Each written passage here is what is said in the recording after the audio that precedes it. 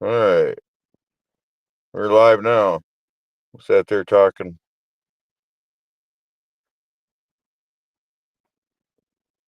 All right, you got Young Ready in the building.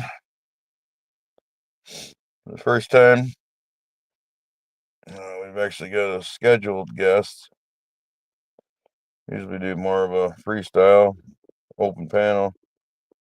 Send out the link. See who's willing and available.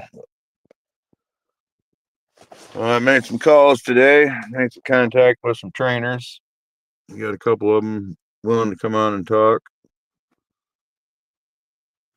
Some of the people doing things in the dog world, making moves.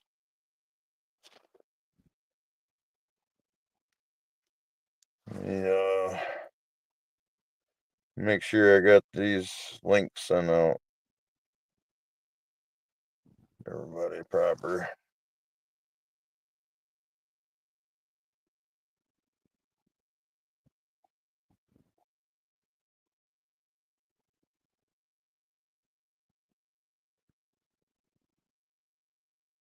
Okay, there goes one.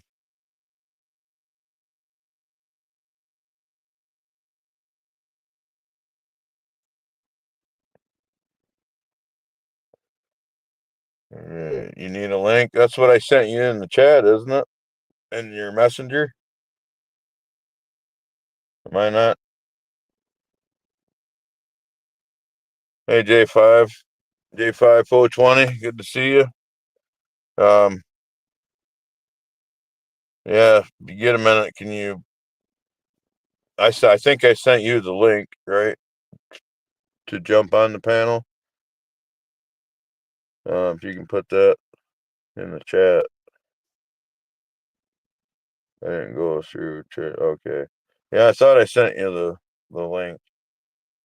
Big Joe said I sent him the wrong one. So.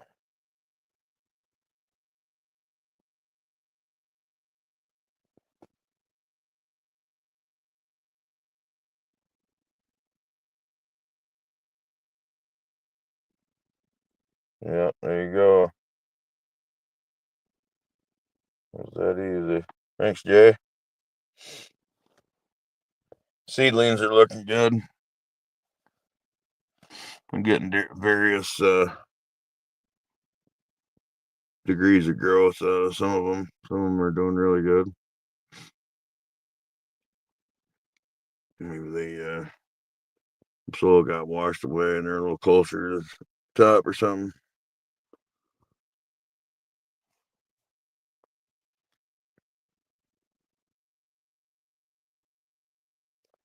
All right, got somebody knocking.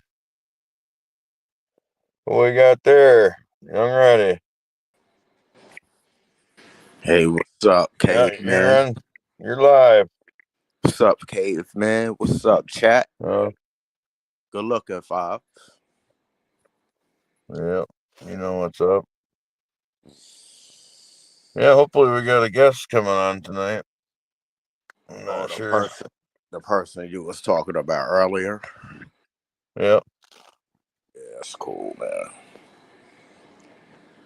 Yeah, at least we could get some expertise on dog training. Yep. Yeah, she's got. I didn't get to talk to her a lot, but just by after I talked to her, we text back and forth, and she more or less texted me her mission statement, and yeah, she's got shit to say.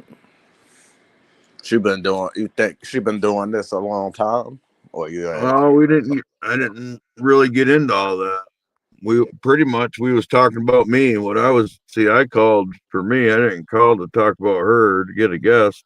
Oh, okay. I called doing some networking for myself. Right. And yeah, I ended up getting referrals from her for other people. And I'm like, it just popped in my head like, hey, you know, would any of these people be interested in talking about this on a podcast? Right. And she's like, oh yeah, yeah. And she said she would come on and she'd give me a list of topics that she would like to talk about. You know, like women in the sports, and I forget what all she listed, but yeah. So yeah, we didn't really talk about her. I left that for the show. Figured let her tell that story. She's sending me some text right now. Hopefully she could get in here without a problem. Say that again. Said hopefully she could get in here without too much of a problem.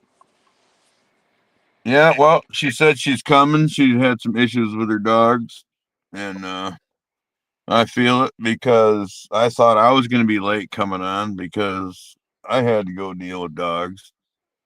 Yeah. See, I got too many dogs, man. Yeah. It's a good problem, though. It ain't a bad problem. Yeah, I don't have enough, but I couldn't handle a lot more with my facilities I have now, but I could build more facilities. I can't wait till I'm on that same type of time. I'm be like, yo, okay, man, I need like 5 dogs, man. Like Yeah, what you do? 5, 10. Well, you just buy a breeding or buy a couple breedings. Be like, you know, I want to make a dog. I want to combine this and this. So give me a litter of those and a litter of those. You know, That's it's what maybe something I wasn't even going to breed. You just say, hey, cook me up this. Yep. Yeah. That's exactly what's going to happen. Yeah. I'll give you this much for the whole litter. Because I ain't even Silent truth. Okay, silent truth. You got to watch talking like that. What kind of dogs you looking for? What do you want the dog to do? Word. What you want them to do? What traits?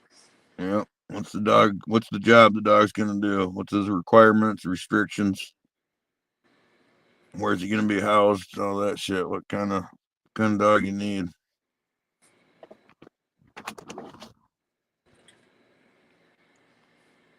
Stuff and things. Uh-huh. I got those kind of dogs. Yeah. I need more details. You go ahead and grab the link, pop up here if you want to talk about dogs. Yeah, I got an address for you. Yeah, I want to hear about other people's hounds.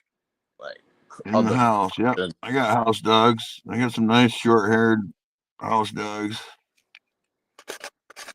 You looking for a big Great Dane type or Doberman type or Bulldog I never type? asked you that. Do you actually have other types of dogs, not just the ones that you got outside? Like little dog, like a yacht terrier or something? I don't know. No, I don't, but I want some. No, I'm reading the chat, talking to Silent Truth. Speaking of dogs, gotta take mine out. What kind of dogs you got? Silent Truth?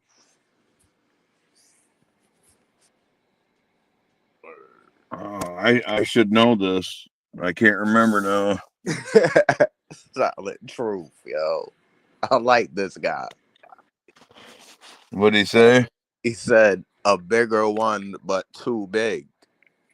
And then he said Boston's. I like this guy.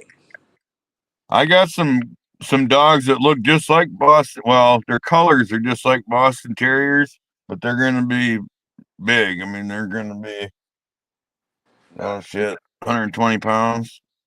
See. So hold on, I got somebody knocking. Go ahead and. We got a Heather knocking. Snap. Come on up, Heather. You're live. Hi. How's it going? Pretty How good. you doing, How about man? you? I'm good. Has some dog Right. issues, but I'm good. I hear. All right. You got a business to promote there in Sanford, huh? I do. I do. I run a dog training business. We concentrate on skills-based training and getting people to connect with their dogs and seeing the dogs for who they are instead of putting them in boxes and trying to turn them into statues. Ooh, Yep. You're an all breed Oh, academy. oh yeah. Yeah, I we do noticed that. all different breeds. My favorites are pitties and the pointy-eared dogs, Malinois, Dutchies, but pitties have a soft spot in my heart. don't they all? Yeah, most of us started with the pits if we don't still have them. Yeah. Mine now he's currently 9, but he's probably the best pit I've ever had. He's a pretty cool dog. Oh wow. He's a pretty cool dog. Nothing special, but he's mine, so that makes him special. Right. What y'all got? Currently, I have a blue tri Frenchie female, and I guess she's about 1.5 years old. Yeah, something like that. And I got a about to be 9 month old. What they're saying, English Connie Corso. I don't get it, but he's very big. Like a European line Cane Corso? I guess because he looks like an English Mastiff a little. Oh, that's cool. Yeah, it's fun. That's cute. Caveman. And the caveman, he's got some hunting dogs. Does he? Yeah. I think he just told me he got some mouths. He got some Malinois also. Yeah, I talked to him a little Yep. bit earlier. He said he had some Danes and some Malinois and that he really Dobies. likes the hounds. Yeah. Hounds are cool. Oh yeah. They're very cool. I think all dogs are cool, actually. They all have their quirks and things. Yeah, I love them all, but I don't like them all. You know, like there's some that'll never live in my house. I'll never own a lab. I got no use for all that happy and social, none whatsoever. I feel you, man. I feel you. Field line labs are cool. I'll watch them work and I'll hang out with them, but I'll never own one. If I ever get a small dog, it's gonna be a Frenchie. They're little badass terriers, Frenchie or a Patterdale. Yeah. I never had a Patterdale. I heard they're very feisty though. Yeah, Patterdales are pretty cool. Pretty cool little dogs. I watched some videos on YouTube of them hunting in packs and they switch directions like groups of birds do. It's pretty freaking cool. Wow. So they're not um aggressive or highly aggressive like the pit bull terrier, how they make the pit bull terrier the gameness, or they try to say they're kind of like this similar. I would say the Patterdales are they're probably would be considered a gamier dog because they haven't really had that whole like humanity got a hold of them and turned them into dogs or pets, whatever. But they're a pretty feisty, like aggressive, drivey breed. I know a few handlers that handle them for like sporty stuff, but it's not uncommon to see these people just scruffing their dogs and walking away with them because they just can't control themselves. Like they just can't.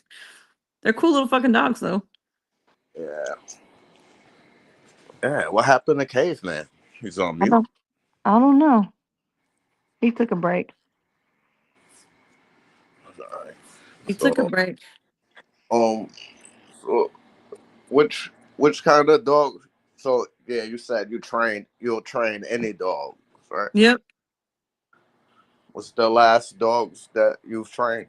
Like, or and what have you trained them to do specifically? Um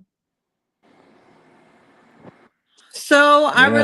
I really enjoy like the as far this is the pet side of things, but I enjoy like helping people connect with their dogs. Currently I have an aggressive dog in a board and train now. Um He was previously trained at another facility, came out worse, so it's kind of a second time around dog. Mm, Um, I like reactivity. I love working with reactive dogs. I really do. Usually they have like the fastest and most dramatic turnarounds, I think, are the reactive dogs. Um, Anxiety, fearful, like that kind of stuff. right, I'm not a big obedience trainer and, sits and downs type shit. right. Um, I like behavior. I really like behavior. Mm. So it's So kind of my jam. caveman. But I have two Dutchies and my Pitty, and I compete in some dog sports with them, but that's just keep me sane. Those are my hobbies. Wow. And how's the Dutch Shepherd compared to the, I guess I say the Malinois? Is it similar or is it worse? Ye- Yeah, I think they're similar. They're similar dogs. It's just like any other dog breed. You can get a red nose and a blue, and they're both pitties, but they're going to act similarly. The blue might have some skin issues. The red might have a sensitive stomach. It just all depends on the line, the genetics you get. But the two Dutchies that I have in my house are they're complete opposites. My one female, she thinks she's a Labrador. She's a more social dog. She's aloof, but she's more social. My other little female, she's not. She's not social at all. She can go her entire life and only have, just me, and she'd be fine with it. But, Wow. I'm okay with it. I kind of like her spice. I like that spice. Hey, caveman, your mouths act like that?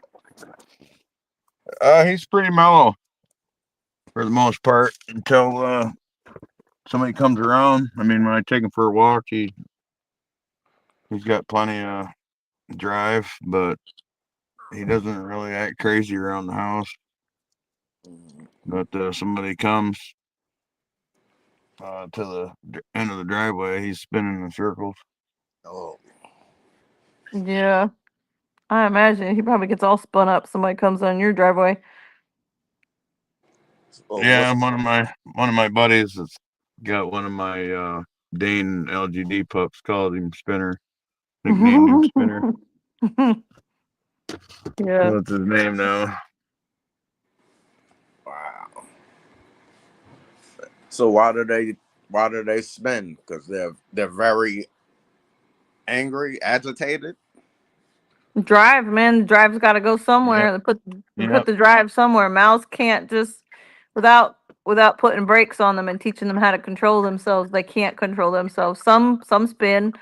Some will bite whatever's in front of them, and then others are just they just don't stop moving. Like they just don't stop.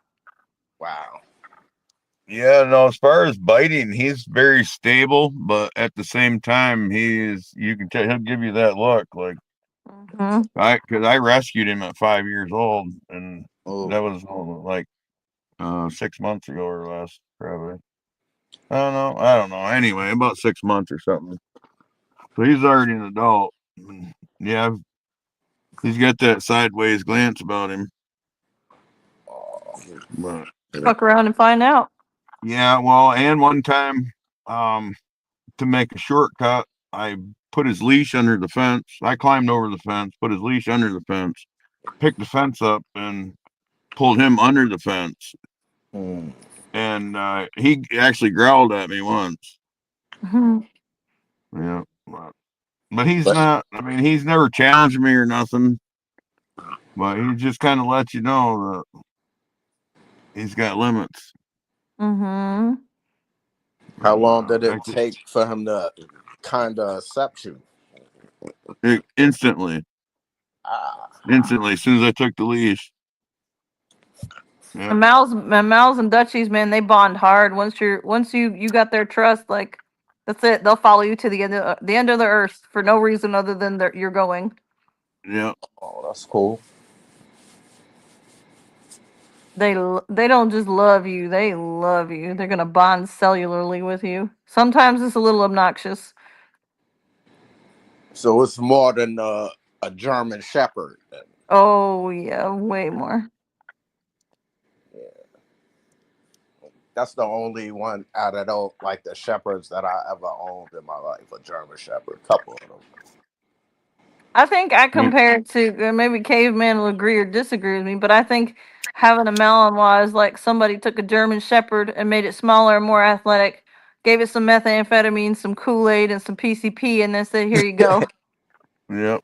Turned it loose. Yep. I like that definition a lot, actually.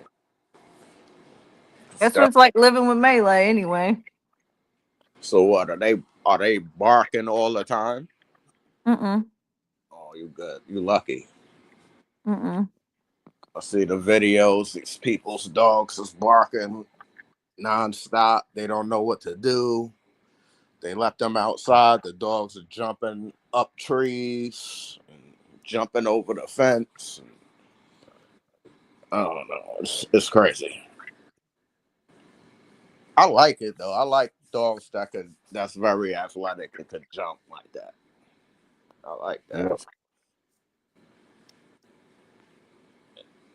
Yep. That's why I've always been a fan of the hounds and the bird dogs, the pit bulls. Yeah. I Let's go, had a Jeff Papalia. do it. I was talking to the chat. Oh. Go ahead. Um, what's your favorite hound? Oh, that's hard to say. I'd have to probably say the red bone. Yeah. I had a black and tan once a long time ago. Yeah, I used to say those were the best looking hounds on the planet. Yeah, she Yep. was pretty when her mouth was closed. She was pretty. She wouldn't shut the fuck up. Yeah, I She really wouldn't. like the black and tans, especially the old fashioned black and tan. She went down the road. We didn't end up keeping her. Wrong time, wrong space of life for that dog. Yep. Yeah, I She was a lot. never had a hound, but my neighbor had a bloodhound. That joint was a giant. Also, that's I never really maybe. Now I petted him maybe once when I finally thought that he wasn't gonna bite me because he always was barking.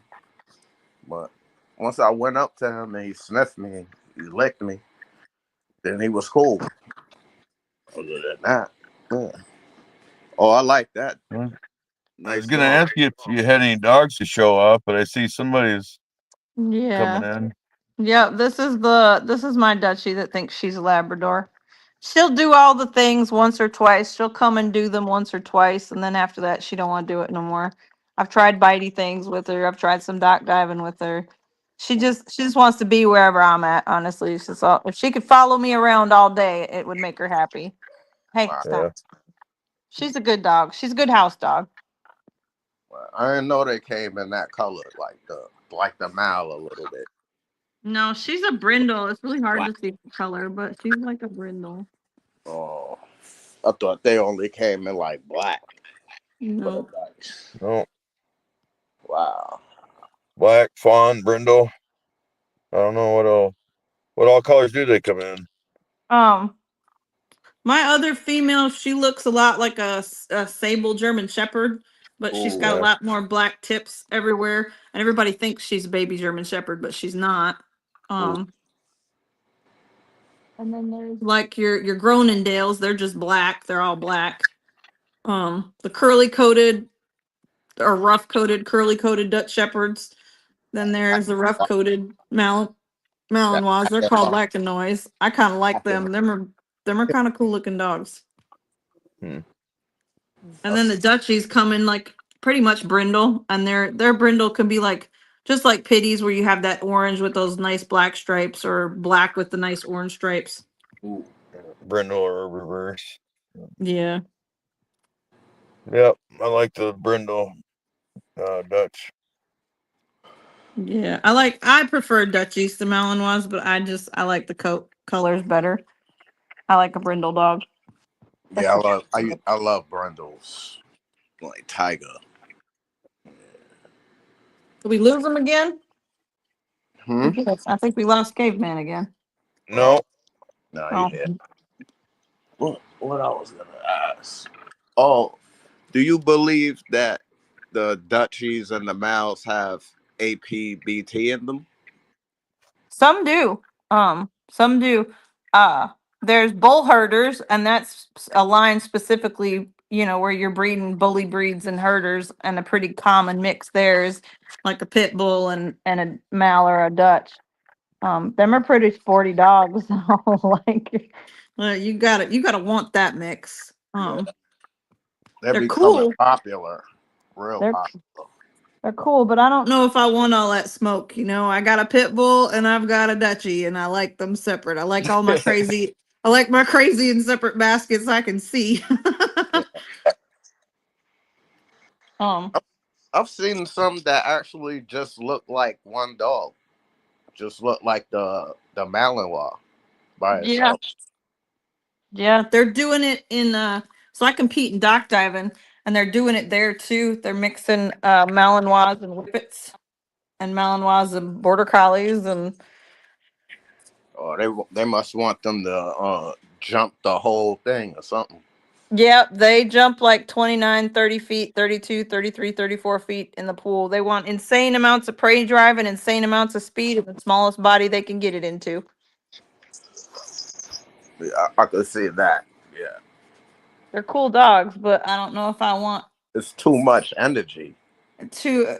I don't want a mal that's that fast. You know what I mean? Like, you got to watch your fingers already. Oh yeah, they nippy. They a lot of nip. Oh yeah. I had a Oh. couple of dogs where if you was eating something, they'll bite you, like because you're eating food.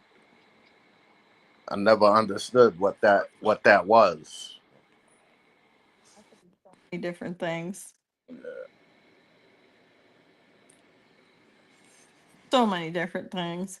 I think, like, to me, behavior for dogs occurs in this space. Like, I think dogs are like narcissists. They're gonna do what motivates them most in the moment.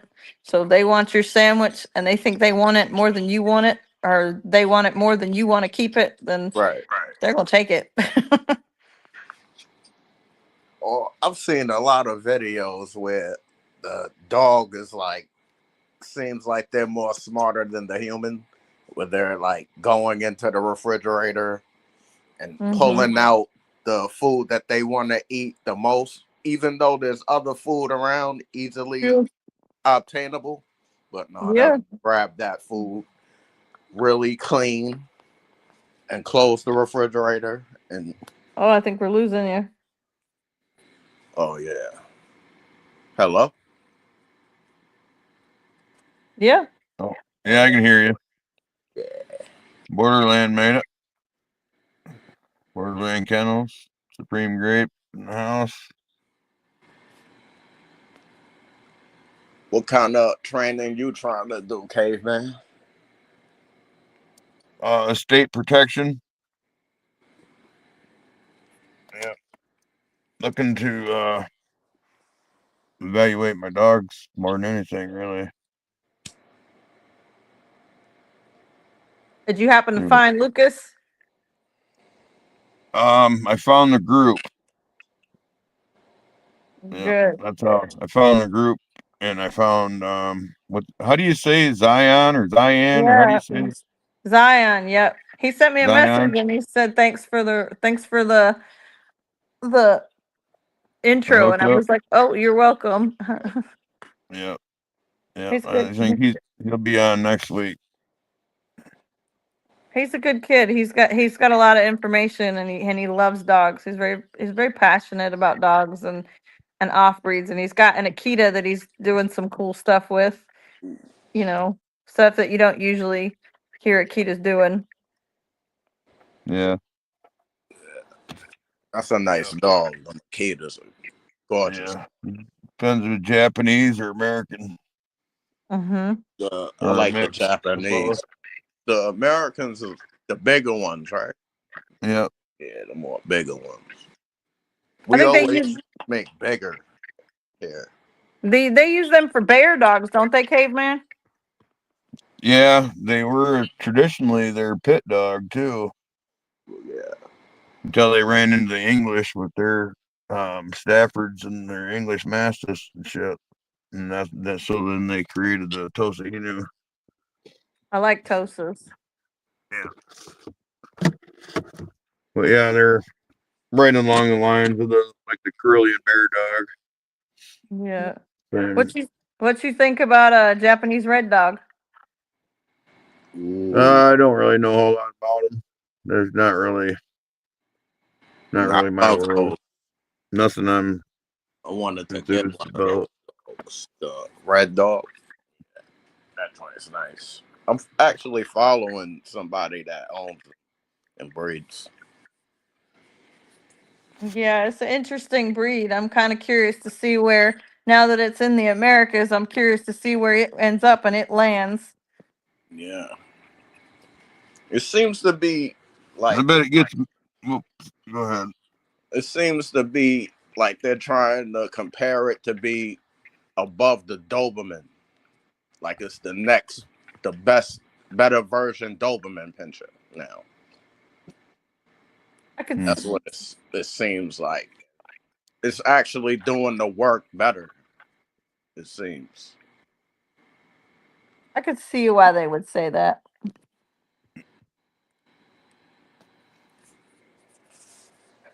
But I guess it depends on the dog. Because you can still get Dobermans that are still outcompete those other dogs. But they're trying to say like every red dog is superior. I think at this point probably that statement would not be inaccurate or accurate, but I imagine that the breeding hasn't been watered down and messed with too bad yet, like, Dobermans and all the other stuff that happens. Right. Animal gets too popular. Now everybody wants it. Everybody's got a Malinois now. You didn't know? Yep. Yeah. All you gotta do is make a movie about them. Yep. Holly Berry had 2, so I can have 4.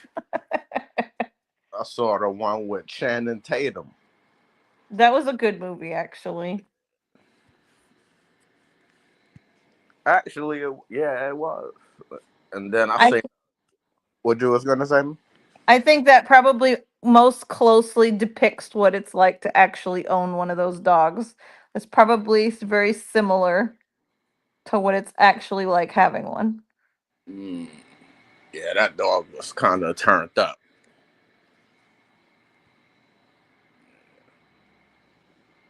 Oh, my old man wants to Other go. movie, what's that other movie I saw with the? I seen a horror movie with the Malinois, but I think they had a couple of the Dutches. They had all of them in there. The Breed. Michelle Yeah. Rodriguez was in there. Oh, was there some? Can you stop? Was there some in? Was that? They went on an island, and it was like a group of them, and there Uh, was like dogs on the island that was left on the island to fend for themselves, but they were like highly trained and genetically modified. that I cannot remember the name of the. Yeah, it was a Resident Evil. You talking about Resident Evil? Nah, it's called The Breed, Oh, 2006. Check it out. You'll probably like it. I will watch it. I will watch it. Was it good? Did you like it? I love all dog movies. What's your favorite dog movie? Right now, uh, Bullethead. Bullethead. What's that about? Press, got a Pressa Canario in it, and uh, they had a few people in there. I can't think of the names right now, but it came out in 2017. Like this Bullet Italian flick. Bullethead, huh? Antonio Banderas is in it. I'm gonna check that out. Yeah. I like dog movies as long as the dog don't freaking die. Yeah. Well, it's a tearjerker. I'll just say that it's a tearjerker. Really? You set me up I for don't. failure. The dog doesn't the dog always die? I hate that. I fucking I hate hate that, it. man. I hate it too. They got to That's pull on your heartstrings somehow. fuck Old Yeller, okay? Got to That's all kill I'm the fucking saying. dog off. Old Yeller, Redfern Rose. What was that Will Smith movie? Yeah, Oh, Yes. the yep. dog always gets it. Yep. Yep. I hate it. I freaking hate it. And that Channing Tatum movie, like they stretched it out for like 10 minutes too. Like the last 20 minutes of that movie is them going to kill the dog. Oh I've yeah. never seen it. Oh, watch it. Like just when you get to the last 30 minutes, just turn it off. Just turn it off. No, it's another joint. The the one where the dog passes away, but it keeps coming back to find the owner at the end. I ain't watching that shit. Y'all got me. That's the joint right there. No, I ain't watching that. Watch a dog die 10 times in 2 hours. I can't. My heart can't handle that. Look, I'm a baby. I hear you. Can you just stop? I'm trying to have a conversation. So you do something with the club too, you said, right?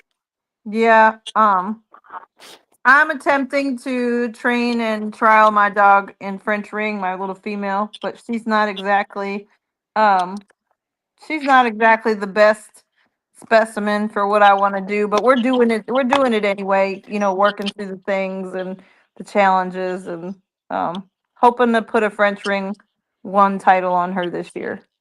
Uh, So all right, that's good stuff right there. What's she lacking? And that's what are you doing about it? She's just not, she doesn't really have a whole lot of stable, genetics in her background. So she struggles like socially. Social pressure is kind of difficult for her. Her trigger is anybody that tries to touch her, she wants to light them up, and she's fear reactive. Used to be fear aggressive, now we're just reactive where I can control it and she won't just try and bite somebody for standing there and saying she's cute. Um hmm. it's been a journey. But we're getting there. I've tried all kinds of stuff, and instead of trying to train her to get touched, now we're just, training her to get used to decoys touching her and getting comfortable, with that and different decoys and working through it. And the answer to that problem is always bite, and that's where it belongs. So working on that, working on addressing. She can be kind of weird sometimes about like decoy pressure, but I don't know. I haven't been able to figure out if that's just the decoy and how they're giving her the pressure, or if she's just pressure sensitive intermittently. I tend to skew to the that she's pressure sensitive intermittently because that's kind of the story of her all everything. But we get through it. We train through it. She's not the best specimen for the stuff, but it's a learning experience, right? Yep. We just keep working it. So And what then do you Big you Joe in don't the house. do you use treats or like a toy to reward or you don't? she's pretty toy driven. She's got pretty high toy drive. When we're doing like the decoy work and stuff, I gotta use a toy because she don't give a crap about food in those situations. But like for the obedience stuff and training the forced retrieves and like all that stuff and the movement and the heel work, she'll work for food. She prefers the toys, so I'll make her work for food more often than not now because we gotta be versatile. You can't just rely on that toy and being jacked up all the time. But we can do both. She That's would cool. she would prefer the toy, but Yeah.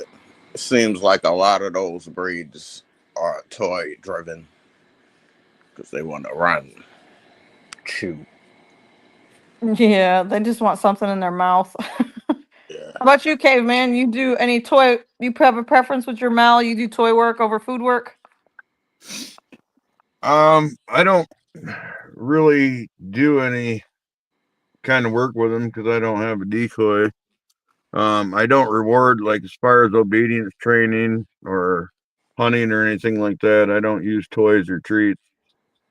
Um, it's either my praise and my Yeah, touch that's the dog's reward, or it's that fur in their mouth that's their reward. yeah, yeah. I and don't please don't ask me about clickers. uh, Oh, you don't like a clicker? I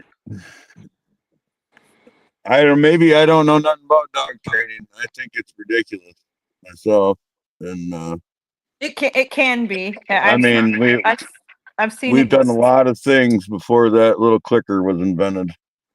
And Yeah. I think I even wrote a bunch of books on the subject before there was ever a clicker. Yeah, We figured out a lot about breeding and we created a lot of magnificent beasts before Embark ever got here. yeah. Yeah. True.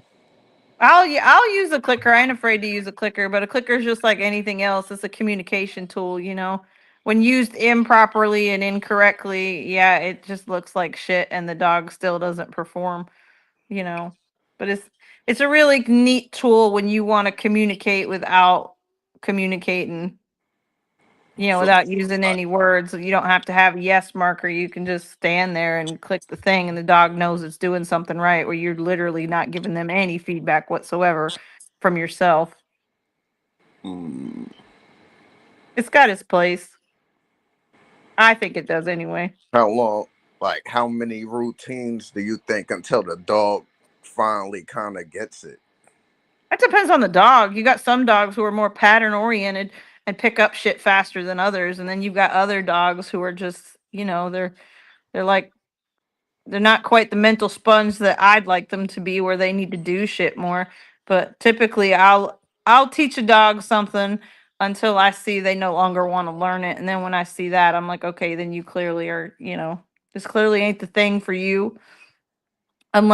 Unless it's something obviously that they have to know, then there is no getting out of it. The dog's just a rock, you just gotta stick with it. Mm, yeah, I hear that. Some of them are I'm all just about the more culling difficult. process. What's that, caveman? I'm all about the culling process. Oh, no, I'm not down with that. No, well, okay. Yeah, okay, You gotta because you give me gotta those. You gotta send you me those, man. um what do you call Because it? A those might predetermined. be, those could be top prospect breeders. Yeah, it could be for what you're trying to do. So yeah, I would. That's how I would call them. I'd send them to your house. That's what I do. The dogs that don't make the cut, they become pets. I tell them this is not a hunting dog. This is a pet. There you go. Yep. Or or this is a hunting dog, but it's not a breeder. Here you go. Yeah. Everyone deserves a pet. He's good enough to hunt, but Culling's got it. It's got its place though. That's how you keep genetics clean and lines right and behavior and temperament right. Yeah. yep, Gotta stay yep. That's right. how you improve every generation. Yeah. Yeah, for sure. So what do you breed? Caveman, you do hounds and Danes, and what do you breed? I You didn't even talking to start. Reddy? I didn't Ready, even yeah, ready. start What do you my. breed? I haven't even started mine yet. My journey yet. Just I just lost my female bully, and that was like the one I was gonna be breeding with everybody's dog. But she ended up having a heart attack on me out of nowhere, out the blue, and I had took her to the vet hospital thing to get her disposed of, and there was a security guy that worked for the place, and he overheard my story, and he was like, "Yo, you want a puppy?" And I was like, "Yeah." And I said, "What kind?" He said, "Connie Corso." I was like, "All right, cool." I've seen what they look like and all that stuff on videos and all that, and I asked him how old. He was like 6 months. I've I've seen pictures of 6 months old, so I was like, "All right, cool." And I was like, "How much?" And he said, "Free." And I was like, "Oh." So I'm like, "This is my miracle dog. I just lost my dog, so this is a miracle." He ended up dropping the dog off at my house and everything, and the dog looked like a full-grown dog when he gave it to me. Boy, this dog is at least 130, at least. At 6 months old, he was 130. Wow, big dog. And I since I had him, he had to gain like 10, at least 10, 15 more pounds. And I had him for like three months now. Yeah. Y'all use e-collars with your dogs? Huh? Y'all use e-collars? Nah. I have. Yep. Maybe On nah. 2 occasions. In the past, I have with my bully, because she was out of control a little bit, like on the leash and barking. Like in the first 6-7 months of her life, she was like couldn't stop barking. So I used a couple e-collars. The first two, she didn't care about the shocks.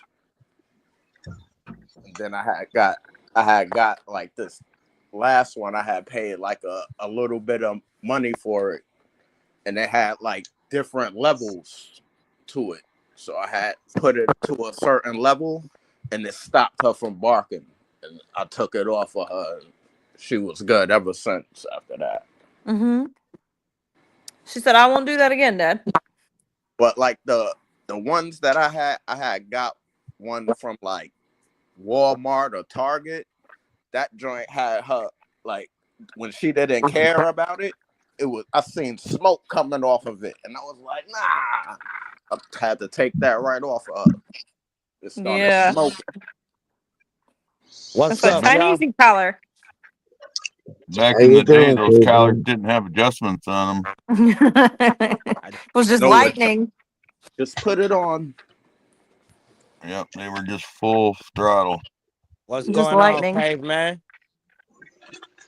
How you doing? All right, all right. I just stopped through to show you some love. You know what I'm saying? I'll be listening. I got some work to finish up, but Oh yeah, appreciate it. yeah, I'm listening.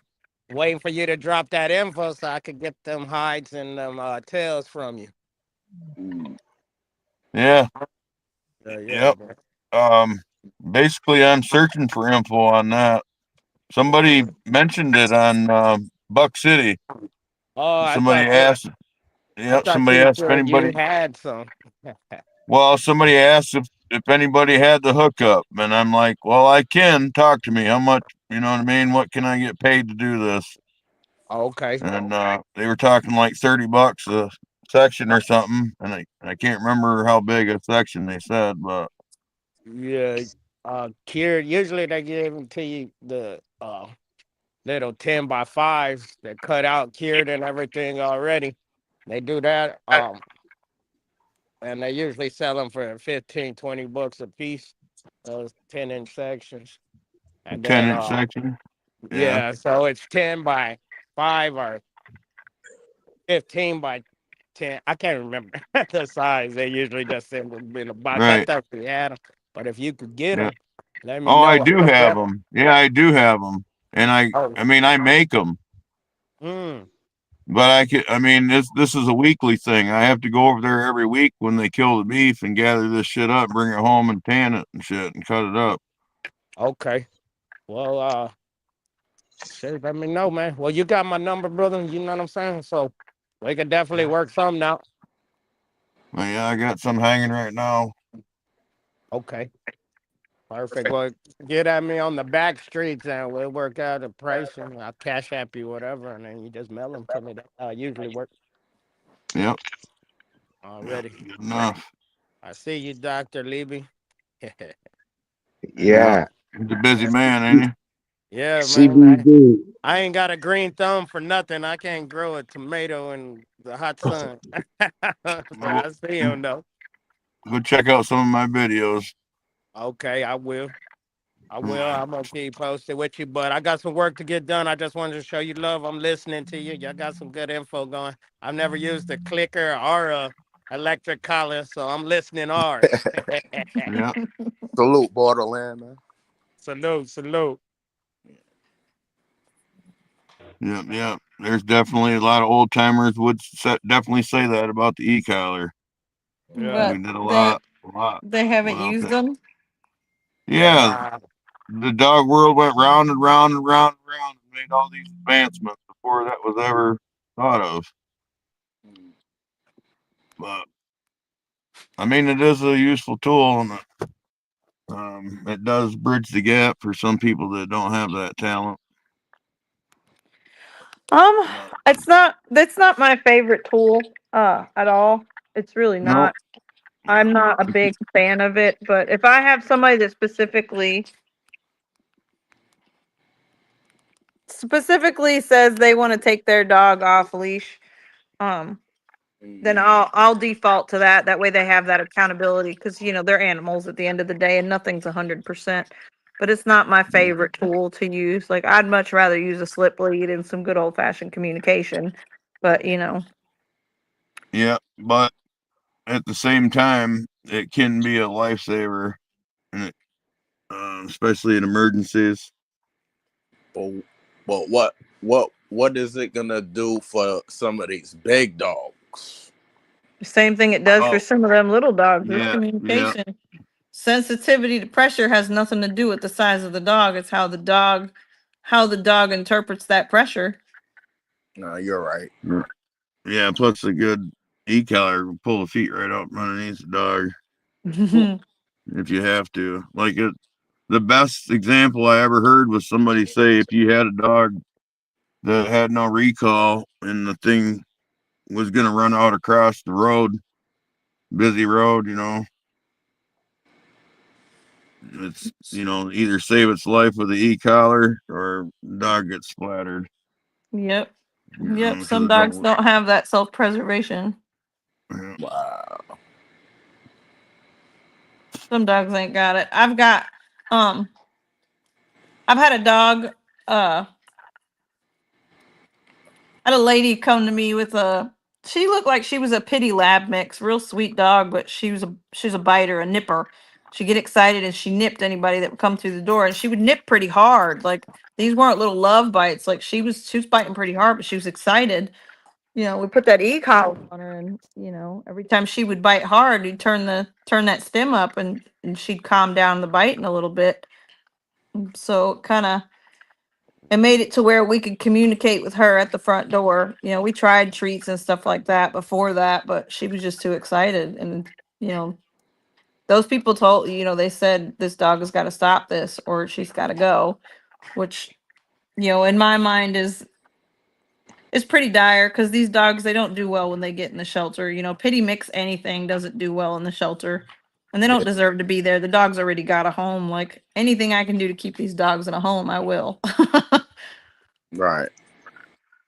But that e-collar, yeah, it'll save a life for sure. For sure. That's how my unstable female, that's how she's able to go do half the stuff that she's done. Like put that e-collar on her and now I trust her. But she trusts that lightning. Yeah. So you So can are train you them like off leash. facilitating the rescues or what? No, I'll help clients place dogs if they have dogs they can't sometimes people just they figure out that they can't handle the dog and I'll kind of direct them at where to place the dog or how to help to get the dog placed. Very seldom do I foster, and usually if I do, it's a higher drive breed or higher drive dog that just isn't going to do well in typical rescue or shelter.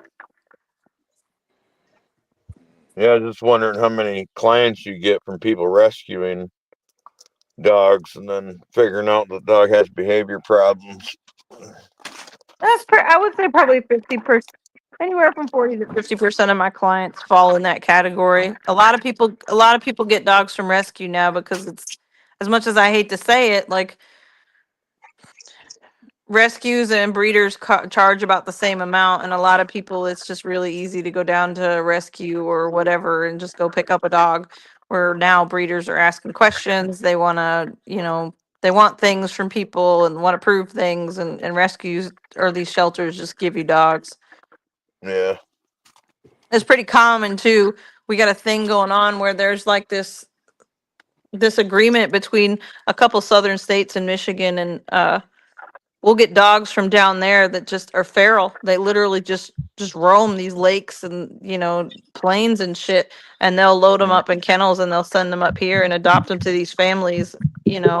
And people get these dogs in their houses who are feral and they've never lived in a house, who can't be crated and pee on stuff and like Damn, those. they still haven't cleaned that up. Hey, I think maybe that's where a couple of my dogs came Wow. from. I used to watch so many documentaries on the dogs of Detroit. They said half of the dogs out there are pit bulls, and they taken over. And I watched them documentaries. Oh man, there are a lot of pit bulls, but the way they were saying it, it's like they said there was 50,000 stray dogs. That's crazy. Yeah. Just gonna be whatever the most popular breeds are. People are gonna buy puppies and then figure out they don't want the dog. Yep. Dump it. But like most of the place was unpopulated. It was just like the people they up and left. Just left the dogs behind. Yep. Yeah. I'm like, wow. Yep. It's not. Yeah, and it doesn't matter if they paid money for that dog either. People say that, and I used to think that way. Well, if people pay $500 or people pay $1,500 or 5,000, whatever, for this puppy, they're going to take care of this thing. That's not true.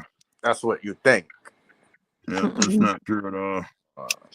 They take care of it for 3 or 4 days while it's still got that new puppy smell, and then it becomes reality that they have to do the training and shit, and it's too hard. I had a lady call me today. They just got a puppy. Same story. Same story. That's crazy. I don't understand how people can do it. Obviously, dog people like us are, like they're not just pets, they're a part of our lives, and they have their own unique individual personalities and drives, and you gotta see them for the individuals they are. And I don't mean all this fur care and shit, like doing their nails and stuff. I mean, like, I have one Dutchie who will chase things until her heart explodes, so she needs to go play ball. Right. And these people don't understand that. They put these dogs in kennels and crates and shit, and then it's, well, I got this dog and I paid this much for it and it tears up my house. Well, Yep. Karen, you're an idiot. But I don't know.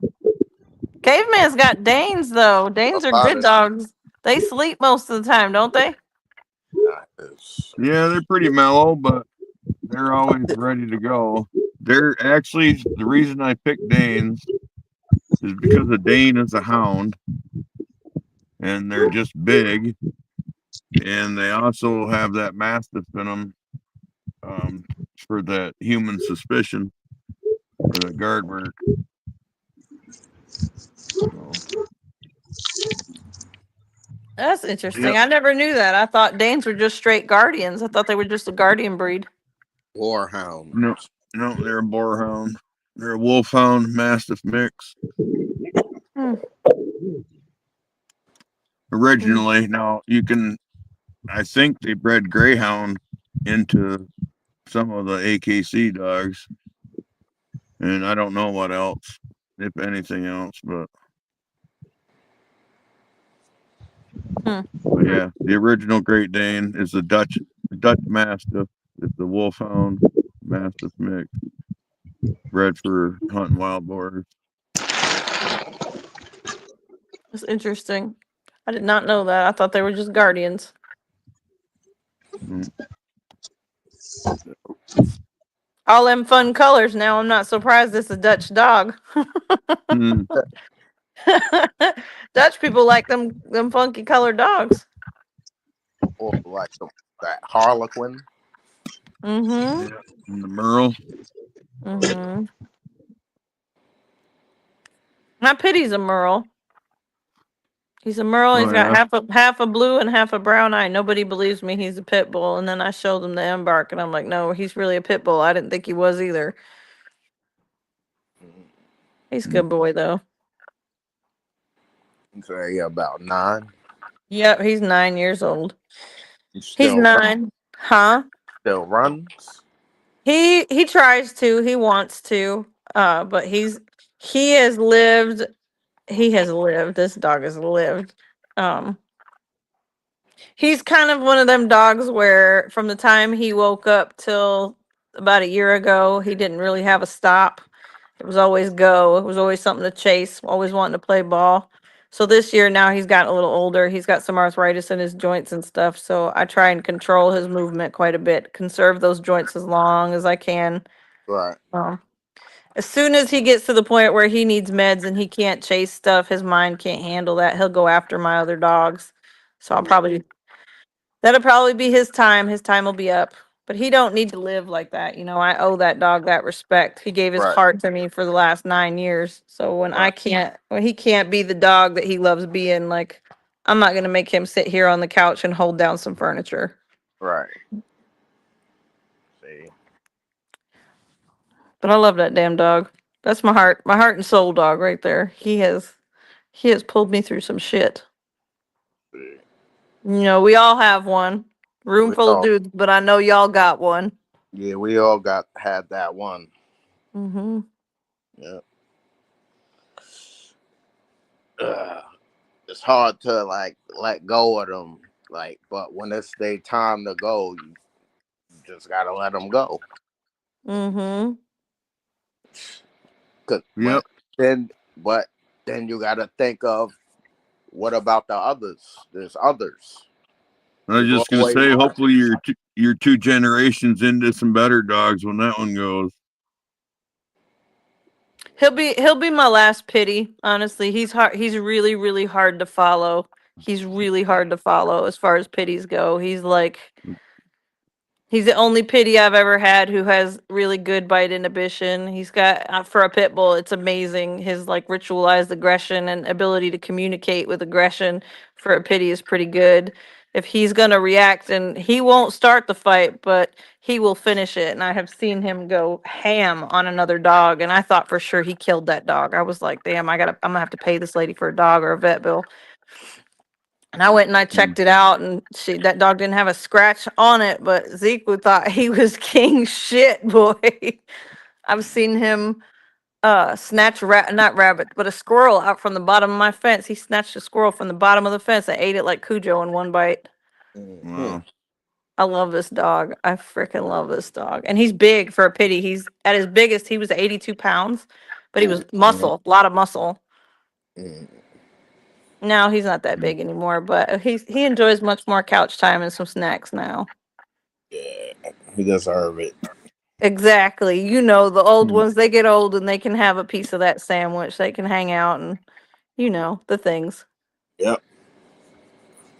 You could watch TV and stuff. That's what he's doing now. You can't really see him that good, but what he's doing now, hanging out. That dog's been to like 10 states. Oh, he's taking some shit, man. Yep. He was number 7 last year, dock diving in his category. He used to jump like 21 feet. Last year he slowed down and he hit like 19, 20 feet. That's still good. Yeah. Nobody believes he jumps that far until they see him jump, and then they're like, "Well, how does he do that? Like as big as he is, how does he do that?" I don't know. Like And I he's just not. wonder how far my Dane can jump. they can jump pretty far. There's a lady that competes with a Dane, and she does everything she can to hold him, and when the dog decides he's going, he just goes, and he's a big Yeah. male, and it's that's a lot of dog to watch fly through the air. See, my male is really fast, but I don't know if he would dock dive, and he's 6 years old. But I've got a female that loves the water, and She I got know any she'd toys dive. on? Can you get her to play fetch? Oh yeah, I don't play fetch with them, but she's got the drive. I just take them out in the woods and run them. Well, that's all They you need is some prey chase. drive and Yeah, like going in the water. like I said, their toys are rabbits and coon and Mm-hmm. stuff. I don't.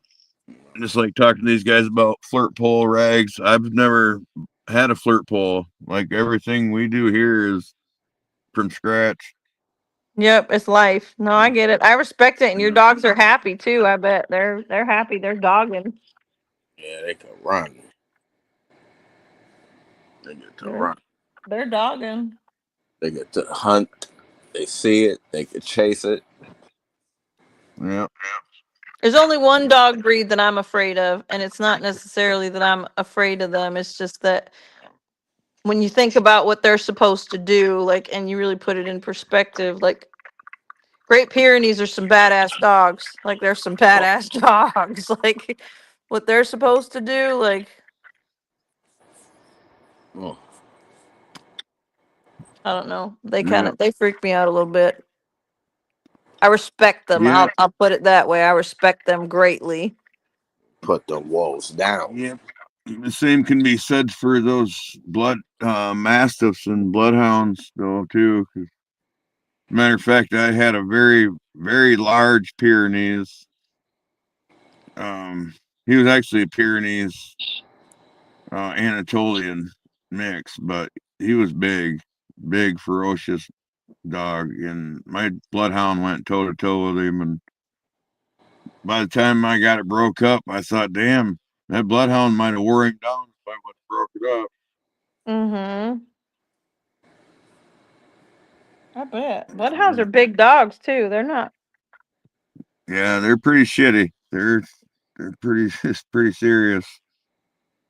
Yeah. All I want to do is sniff stuff and lay down. I'm just kidding. Well, they were guard mastiff originally, bred by the monks. That's pretty cool. I didn't know that either. That- You know a whole lot about dog history. Yep. Yeah, yeah. That's one of my two big passions. So tell me some more about pit bull history. I used to know a whole bunch when I was younger, but you know. Pit bull history is pretty basic. They back in England when they banned the gladiator sports, the dogs went underground.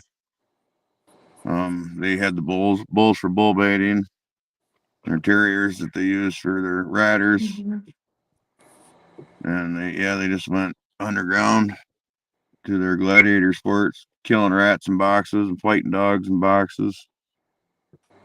And of course mix the bulldog with the terrier and made their own special fighting breed. And then they come from England, Ireland. They come to America, got mixed with whatever we had here for farm dogs, Do you, hunting dogs, created the American pit bull. do you think so I'm gonna ask a loaded question. I think caveman, I Love think you'll them. think it's a loaded question. Do We you love them. think do you think in their nature that pit bulls are an aggressive breed? Aggressive dog. No. Oh well, okay. You got to define aggression. You Oh, mean I love it. human aggressive? Just aggression. Should a pit bull be an aggressive dog? Because I think when we talk about defining aggression, I love that, but we can't control that genetic expression, right? That's where that nurture comes into play, but nature. Should aggression be in their nature? Absolutely. Tenacity. Well, now you're talking about a pit bull terrier. That's different than a bulldog. A pit bull terrier should be aggressive. A pit bull terrier was bred to be a pit dog. Right. They had absolutely zero human aggression, 100% prey drive, 100% dog aggression.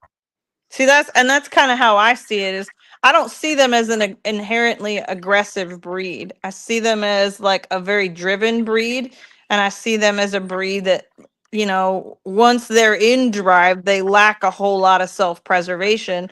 And to be a really good pit dog, you'd have to lack a whole shitload of self-preservation and be full of nothing but drive. And then, typical training practices, you increase frustration, and then all you have is a loaded gun. You point and pull the trigger, and hope that you did better than the next guy. But I think, to me, in their nature is not aggression. I think it's just that personality, like the tenacity, the drive, and that lack of self-preservation is what's able to produce like that intensity when they are aggressive, where you're not going to see that even with Malinois. You're not going to see the same kind of commitment to fucking something up like you would with a pit bull. I think is my, I don't know. Yeah, there's a lot of truth to that, but at the same time, it depends on the degree of like how far removed from the actual game dog, the pit bull you're talking. Because the bulldogs were like that. Like you could have them around other dogs, and then you could take them to the pit on the weekend, and then put them, and bring them home, throw them in the living room with the kids to heal up for the week. Mm-hmm. But the pit bulls specifically they had that terrier mixed in and had the dog aggression bred right into them. I understand nowadays that pit dogs, they're looking for dogs that are highly aggressive, and you're breeding those dogs to get those genetics, to get that, because it's obviously it's valuable. It's highly valuable. Yeah. Well, at some point, people that's another part of the pit bull history. At some point, besides people, like they become a status. Mm-hmm. So instead of breeding them for gameness, they were breeding them for looks and size, and then selecting them to make the Amstaff and make the bullies. But they were doing that before they named them. And I think that I think the pit bull is one of the original. I mean, you could say it's the OG designer breed, so to speak, because I can remember I grew up in the ghetto in New Jersey, and I can remember, everybody had and wanted a red nose, and then these blue pits came out, and like the blue pits were all the craze. And if you had a blue pit, it cost you $1,000 or $800. Yeah. Like, For 15, I saw mine for 15. And that was back in the early 90s, Yep. And that was kind of, I think pit bulls were kind of the beginning of like the idea that you could aesthetically change a dog and like, I don't know, humanizing it and shit. I think pitties though, like a true pitty should be like, to me, a game dog is just got an intense amount of prey drive, and like I break that prey drive down into its parts and pieces. Like dogs who like to chase things, dogs who like to chase and catch things, and you got dogs who like to chase and catch and kill things, and that's where pitties I think fall in. And then you got dogs like mine who like to chase, catch, kill, and consume. So they enjoy killing it because they know they get to consume it when they're done. Right. Yeah. So they really enjoy killing shit. Yeah, but part of the pit bull mentality too is that that dominance drive, the rank drive. Like pack structure? Yeah, they just have that will to be the dominant being, the dominant dog, and that, I mean, that there breeds aggression. Even and that's how you See get your that? accidents. Your dogs that were trained to be mellow, and that wasn't triggered, that wasn't nurtured until it gets triggered by a loud noise or an intruder or Mm-hmm. just something. And then the Yeah. dog snaps, and your two pit bulls are trying to kill each other. Yep. That's But nerves. Mm-hmm. another thing is, you're sitting talking about pit bulls. You got to remember that pit bull is a very loose term and means a lot of different things to a lot of different people. And just like Western Main Man was saying earlier in the comments, that when the pit bull first came here, it wasn't mixed with anything. Well, when it first came here, it wasn't. And maybe the dogs that you were exposed to, you can trace them all the way back, and maybe those dogs weren't mixed. Mm-hmm. But I'm telling you, there are so many different types of pit bulls that have so many different breeds mixed into them, so many backwoods moves, Yep. so much that, yeah, it's all, So don't ask you about a Catahoula is what you're saying. Right. yeah, that's, and that's an even way younger breed. Mm-hmm. What, and that's another breed, just like that reminds me of the American Leopard Hound. The Catahoula is another breed that gained popularity and got adulterated right off the bat. And you have people like AKC or these breed clubs, and they don't even have to be AKC, but these breed clubs will recreate a breed and totally leave out the true ingredients. They'll like take let's say a Merle Dachshund and blue tick, or and whatever, and mix it up and make an American Leopard Hound when there's already an existing breed Right. out Right. there. Just so they Yep. could walk around a ring with them, and they have a calm temperament. Yep. Yeah. Yeah. Just Yep. like I was telling Ja, there's breed history, then there's AKC breed history. I'm not a big fan of the AKC. I think it's like I think the AKC is a bunch of stuffy old farts sitting in their ivory Yeah. towers, aesthetically picking and choosing what they like and who's friends with who and whose lapel looks better on whose dress and whose hair looks amazing. Like it's just I don't Yep. know. It's just Yeah, and it goes way crap. deeper than that. Yep. Yep. And Just it a goes bunch of crap. deeper. And a friend of mine made this point to me the other day, and I thought it was really interesting. And this is a 75-year-old man made this point to me, and he's done IPO. He's been in German Shepherds for years and years and years and years. And he said to me the other day, he said, if you go to any of these AKC kennel clubs where they have these meetings every month, you go into any of these kennel clubs and you look around the room, I bet all you see is white faces in the room. And I said, you know what? Like, you got me scratching my head for a second, but I can't recall the last one that I went to. I haven't been to that many, but the last one I went to where I could say he's wrong. So I think there's some, I don't know. There's some elitism or something that Yeah. happens. Gatekeeping. Yeah. Well, right. And it ain't even got nothing to do with race, probably. It's just you can't get into that little clique. Yeah. You know what I mean? Because they ain't gonna let me in there either. That's what he said. My You buddy Mike said you can come in there, and that's why they got the sponsorship on that form. Because if you don't look like them, ain't nobody gonna sponsor you. And if somebody does sponsor you to be nice, they're gonna not vote you in. And I Oh, was like, oh, damn. These old that's wenches, fucked up. these old wenches are for real. I don't really know? care for Well, the AKC so much. yeah, that's why a lot of people steer towards the working dogs. working competitions Mm-hmm. where you can, just put your money where your mouth is, Mm-hmm. and But take but everybody's opinion and politics right out of it. yep. But the same exists there too. I mean, it's just a different Yep. version of it. They just look down on you if you have a pet or came out of the pet industry, or, I've been looked at sideways because I'm a woman and I got a Malinois 3 years after a John Wick movie came out, and when I got Melee, it was like 2 years after that movie came out, and I didn't know it at the time. Too busy with life to sit down and watch movies. you Yep. know it exists everywhere you go. You can't run away from judgment and criticism. People are assholes, but I think the AKC in the dog world is like king asshole.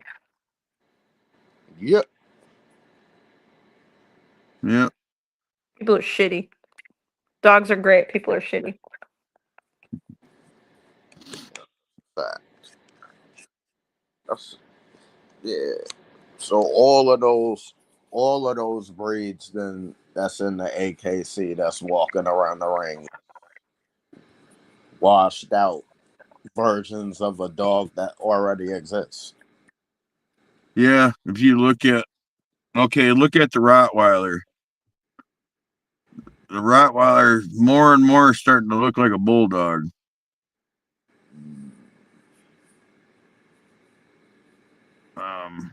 Look at the Pyrenees. The AKC Pyrenees. A lot of them.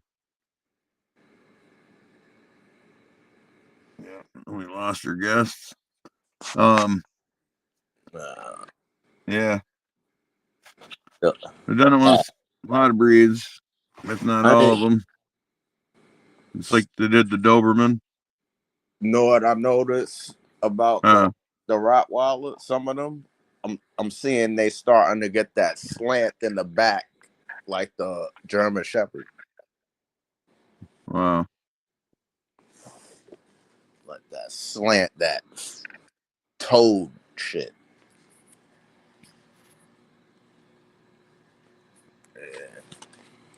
That Roachback. That roach back, yeah. It's not that bad yet, but it looked like that it's working. They working on it. And I also seen double XL French bulldogs making the way. Huh. 70-pound Frenchies, man. 80-pound Frenchies. Well, I've seen some. I don't know if they were pocket bullies, if they were those Frenchies, but I've seen those dogs. I know somebody's got 3 of them.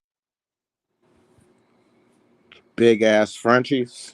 Yep, they look just like a Frenchie. Big ass dogs. Damn. I didn't know what to make of them. My mind's going, I'm looking at a Frenchie, but that's not a Frenchie. It's like that, way too big. Yeah, that's crazy. And Yeah, I had to think about it for a while. I'm like, you know what? They had to be a pocket bully or something.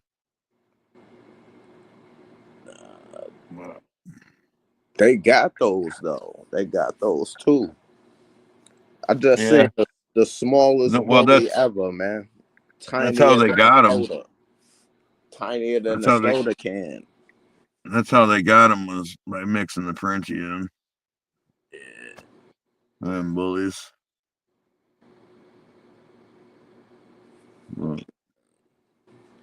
And what about what's that one dog that looked like it got dreads? The pulley? the Pulley Yeah. and the Commodore. Yeah. The Commodore, the pulley. I seen that. They trying to put that on the Frenchies and the bullies.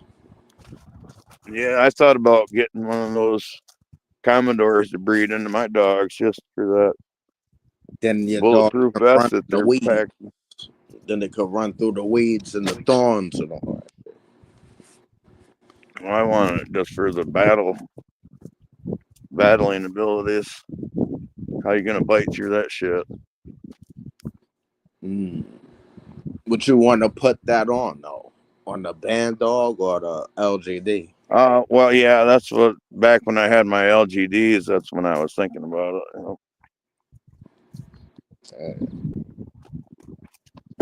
Yeah, if he was gonna breed something for, I'll put that let's shit. say, leopard or cougar hunting or bear hunting, I was thinking about breeding a short-haired dog with a mane, like breed a chow with short hair, so it had a small mane, which in my LGDs I did that in my selection. All my LGDs had that mane around their neck and on the backs of their legs, all the places where like a lion. something would bite them from behind or the front. Had extra hair on it. Yeah. And then the body like I kind of leaned. Like a lion and shit. It got like that Yep. extra tufts. Yep. Hair tufts. Yeah. Nah, that's cool. Nah. I'll be thinking like you need to get a Tibetan Mastiff and just seal the deal. Yeah, I had that blood here before. In fact, I got some of my old blood coming back from my really big white dogs. And it's like I got the Tibetan Mastiff blood or the Mongol, whatever. What's them joints called? Monkar Shepherds or some shit. Mankar Shepherd. You heard of those before, Caveman? Mankar. I don't. It's not ringing a bell. They basically Tibetan Mastiff, but from like Mongolia. Oh, you know what? They're probably different names and shit. Yeah, remember I was telling you that you have Aboriginal type. Yeah. And then like the homestead type. Yeah, I think those is like the Aboriginal joints, the ones that's like out there on the plains. Private chat. Somebody's talking about Kangal. Oh, Heather.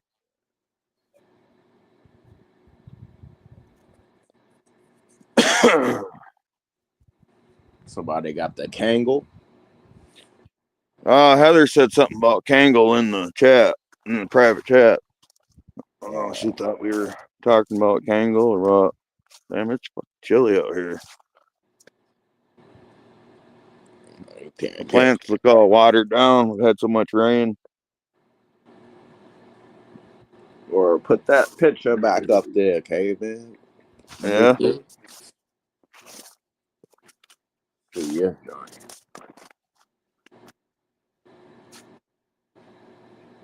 That's the wild ones.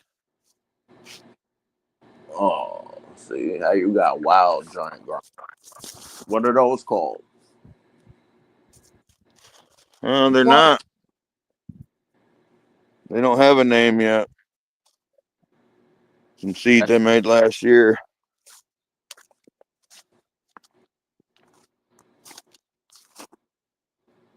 That's crazy,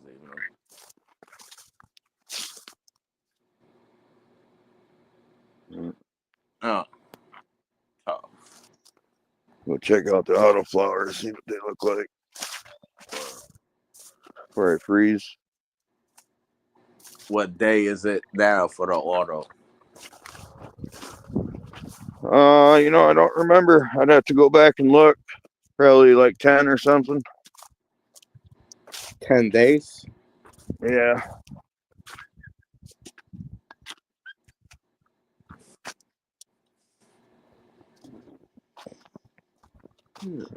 Oh, here's one of my pups following me.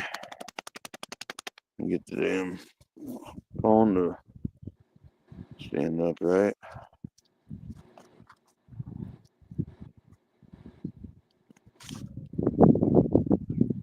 What's up with that? Which pup is that? That's one of the band dogs. Which one? female. That's my pick female. That's the scrapper of the bunch, one I had to separate. Ah.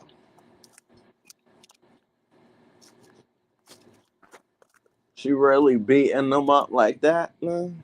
Oh man, Little ass dog. Bad.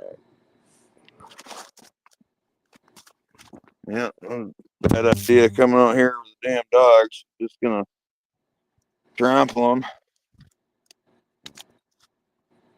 Get out of here.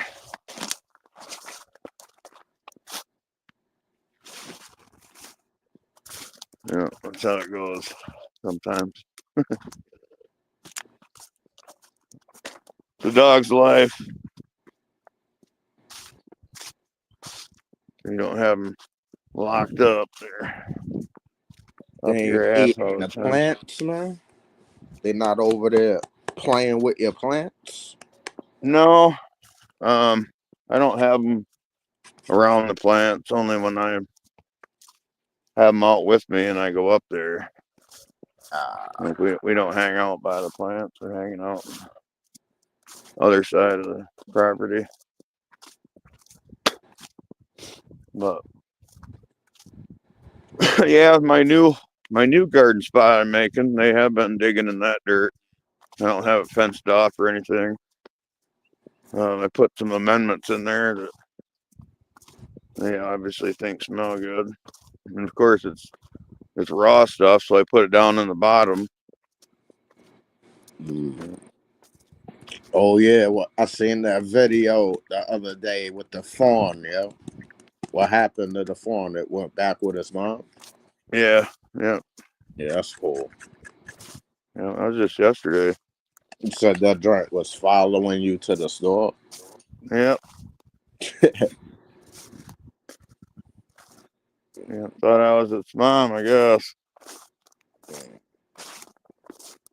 It was It hiding. was laying right next to the road. Ah, I mean, right next to the road. that's crazy. I couldn't. I had to like do a double take. Like, did I really just see that? But I didn't see it happen. But knowing deer and knowing fawns, what had happened. Plus, I seen her. The mom crossed the road. Yeah. And there must have been a car coming, so the fawn just laid down. Move. You know. Yeah. And I come along right after that. Yeah. Because when I figured out, I'm like, oh, it was just trying to get across the road to its mom, or else it wouldn't be laying right next to the road. So I carried it across the road, and it starts blatting, and mom come running. And here, I think the whole time, I think I'm recording this, right?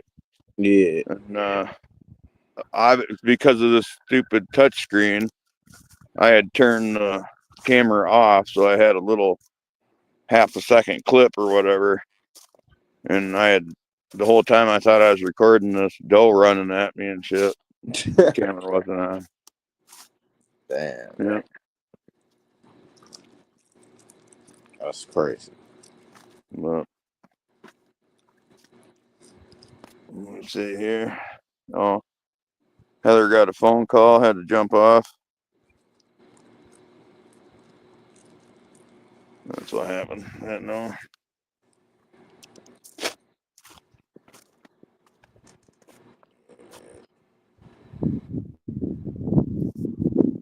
Hey, Patrick made it.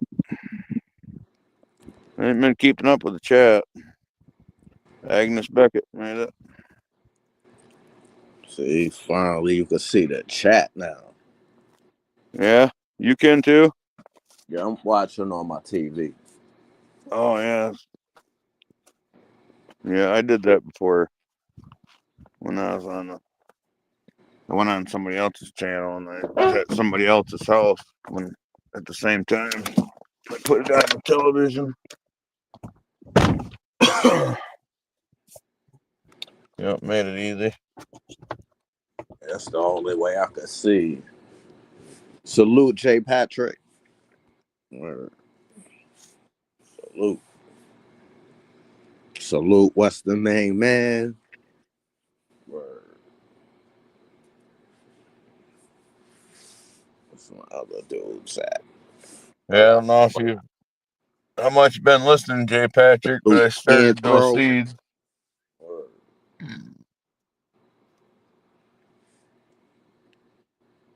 Salute Martial martial Artist artists. 2012.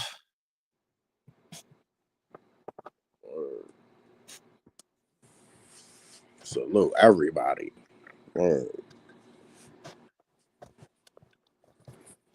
Dr. Lee.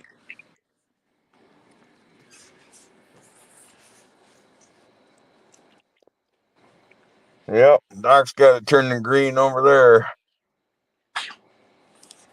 We got tons of green. Shit. Yeah. Glad to see it. I'm gonna have to. I'm telling you, I'm putting some work in this year. Everybody needs to. Yeah. Yeah. Make a statement.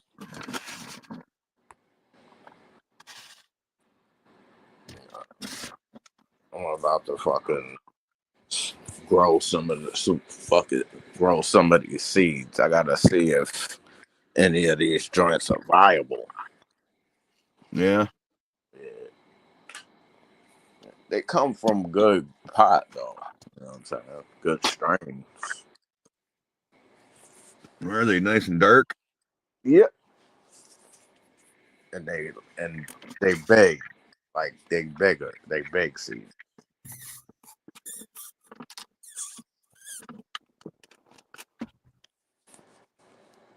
Yeah, they're fully formed, colored. You can squeeze them between your fingers; they don't break. Yeah, those is the ones. Throw them in some water, wet towel. Germinate. Yeah. I've done that Probably a few times in the past, and they never popped. They never popped. Well, man. But I got a lot this time. I got at least at least 200. Same kind or just different ones? Different ones. All fire.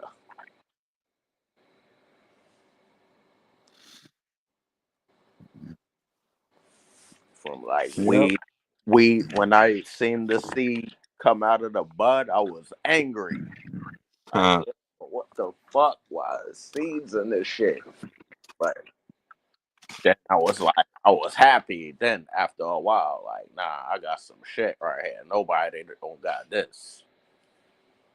But everyone has everything in the end.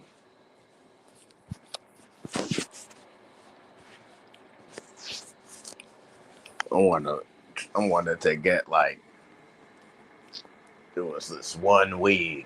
I forgot the name of that shit, but that shit cost so much money, man. I just wanted to try like a little dime. They probably wouldn't even have a dime of that shit. That shit, a dime of that shit is like 200. I ain't paying 200 for a dime.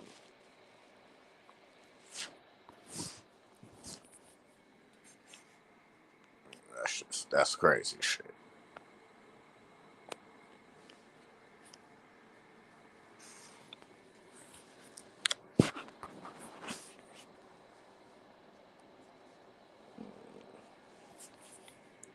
What's the strongest shit you ever smoked, caveman?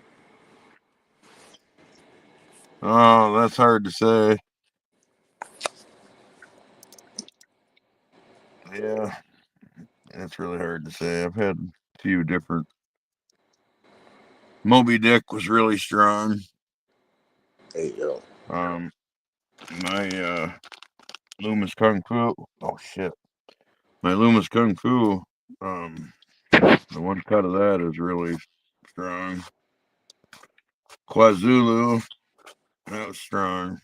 Never heard of that. KwaZulu. It's African sativa. Yeah, I don't know.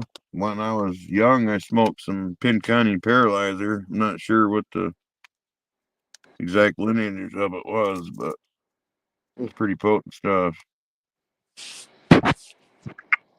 Well, that was way back in the 80s. Yeah. It was around longer than that, but yeah, that stuff was legendary. Western Main Man said there's a great pie cross Sunday brunch cross called Hascap in Maine. He said it's legit. Hmm. Yeah, I gotta look that up. I wonder all these strains that be like all these crazy names that and they be like high THC. Those is the ones I need, man. It gotta be indica dominant though. That's my favorite right there. Yeah. Sativa, like I can't relate with sativa because I'm already awake. So Yeah. We need why to have that topic one of these days, too. The indica, sativa, yeah. Afghan debate. But on the contrary, I have smoked some sativas where it kind of made me feel sleepy. But Yep. yeah, I never slept. I had two type. I had the indica sour diesel and I had sativa sour diesel Yeah. A lot before. of it depends on harvest time and curing and how old the weed is, Mm, too. You get different effects from the same bud. But yeah, there is most of those sativa strains have a indica version.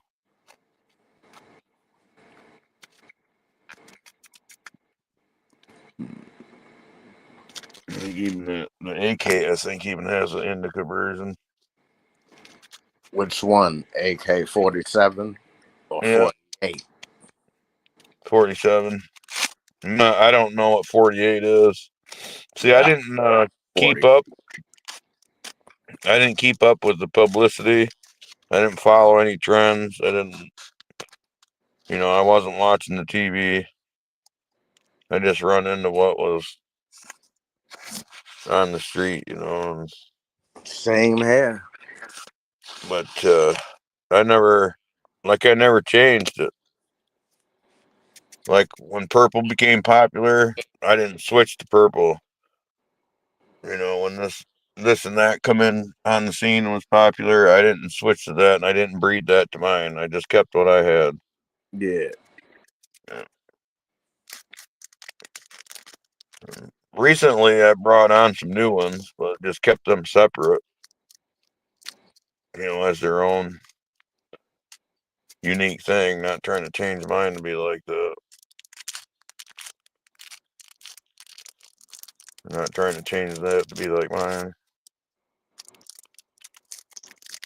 I had some mimosa. The mimosa was cool. I had See, some. I had mimosa, and then I had some other joint called Mimosa.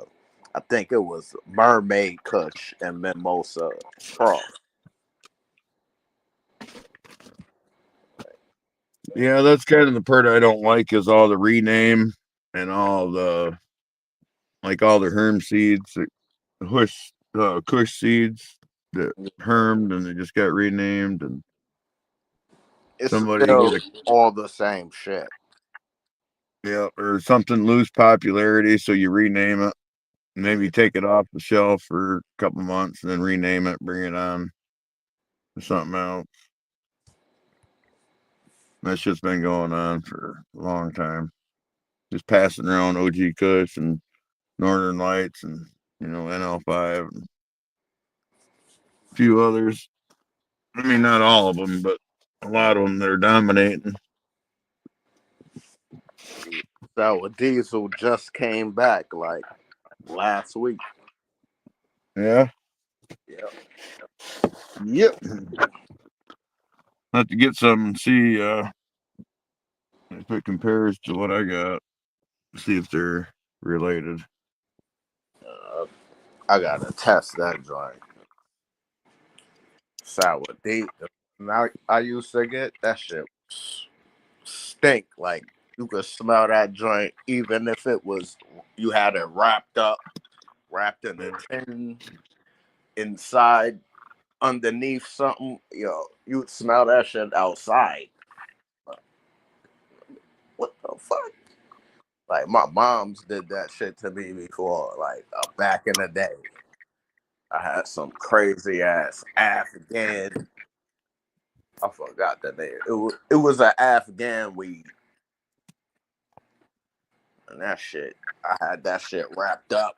Put that shit like in the ceiling at my friend's house and shit. And I had went over there to go get it because I couldn't keep it in my crib. Went over there to get it the next day, and I smelt that shit. That shit smelled like people was smoking. You know what I'm saying? And I went down there furious, ready to kill somebody. Like, yo, you smoking my shit? And nah, that shit was still up there in the ceiling where I put it. That shit was just so strong. Like, oh, Somebody just turned the heater on. nah, not even. Well, I just sprouted 4 feminized seeds of it, so we'll see. See if I got anything good.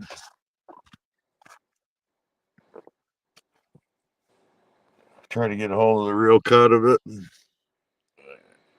see how it stacks up. I gotta ask my boy what the name of that shit is. Damn. You know, I don't know where I got my seeds from. I don't know if they still have their cut of sour diesel or not.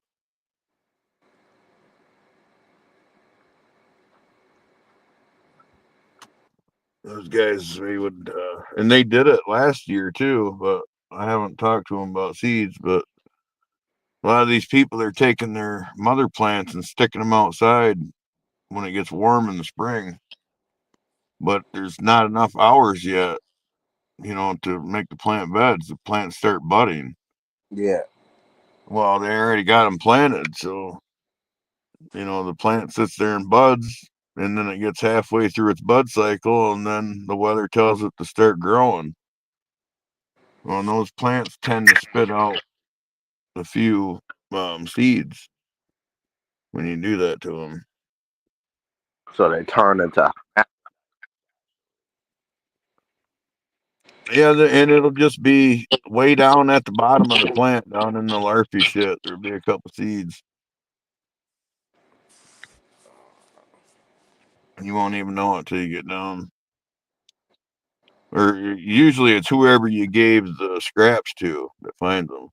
It's not in the buds. It'll be down in the stuff that was in the shade. And the stuff that was old that used to be flowers and then had to turn into vegetation. Oh I shit. think they call it stratifying. That be that shit. Like when you touch it, it just turns to dust. The seeds and shit when it's at the bottom and shit. Yeah, if you dry it out. They're white. They're like all white. You just touch it, it just turns to dust. Pollen. Like they suck dry already. I've seen that before on the plant before. I thought I was growing buds and it was just seeds. The seeds was growing and shit. Like, oh shit, what the fuck? But then when I touched it, it just turned to dust. Yeah, that was pollen sacs. That was a male. Yeah, that's crazy shit. That's when I was like, damn, all I could grow was males. Where's the bitches at? It's like until I got that one, I guess, feminized seed. I grew it and that shit grew. That shit wanted to grow it. Like it had to grow. It had to grow. That shit did. Whatever it did. But Hey, can you see how many likes we got? Or any of these people giving us a thumbs up? I kind of noticed that I had 479 views on the one video and like 9 likes. I'm like, what the hell? Something don't add up there. oh no, I can't see. Is that because we never mention it? We never say, "Hey, hit I'm the thumbs chilling. up, push us up in the algorithm." Yeah, I'm chilling. Uh, If you wanna like the video, that's on you. I liked it. I like it. As soon as I come in there, I like it. yeah, me too. When I go on something, I'm I do tell some of them that as a joke. They're like, "Hit the thumbs up on your way in." I'm like, "Can I see if I like it first? Like, do I have to? Do I have to tell the world that I liked the video before I watched it? Maybe I don't want to stay."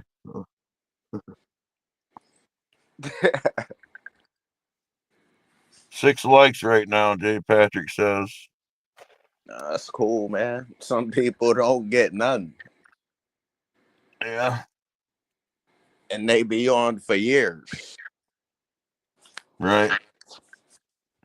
It is kind of a natural thing to not think to hit the like button if somebody don't mention it. And they don't, like back in the day, people used to have videos, and at the beginning there was an intro like, "Hey, before we get, please like, subscribe, and hit the notification bell." That was like an intro to all their videos. Like a robot. Yep.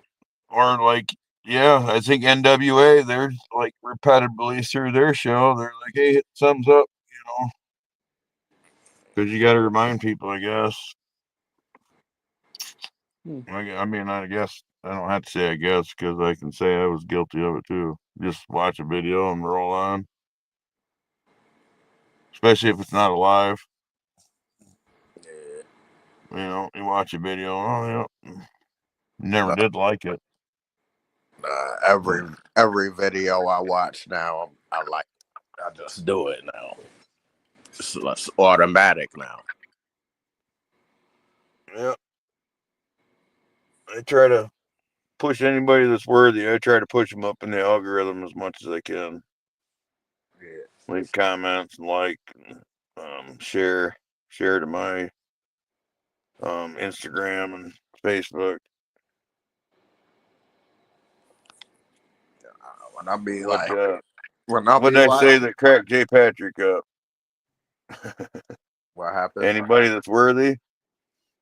Nah, when I watch my video game show, my live on the video games, this dudes be having like thousands of likes and mad views, right? But then,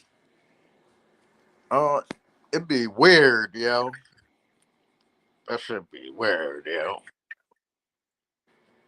But everybody is like a team, like a engine or some shit.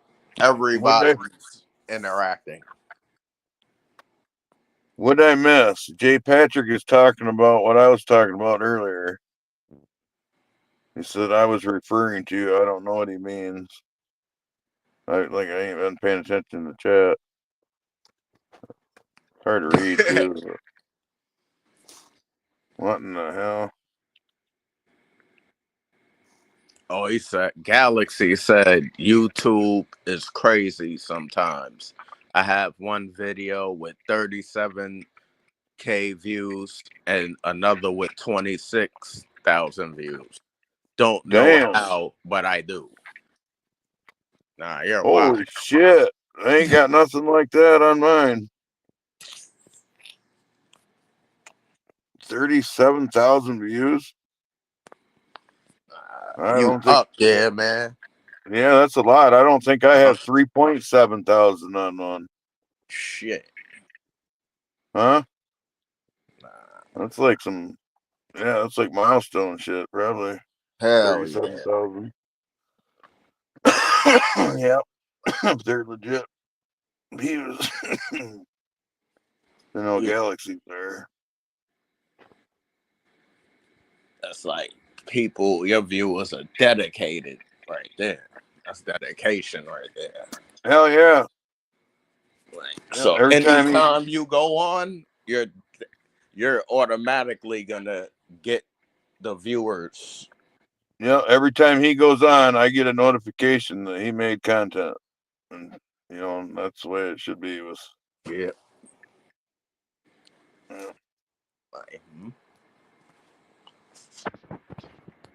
Did you blow the algorithm?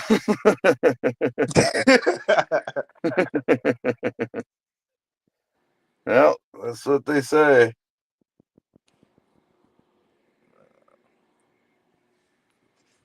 That's crazy, man. You went to the algorithm party?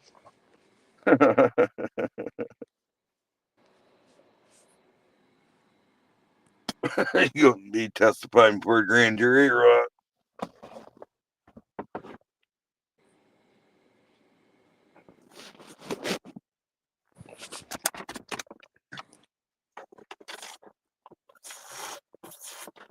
What else has been going on in the podcast world, Jay?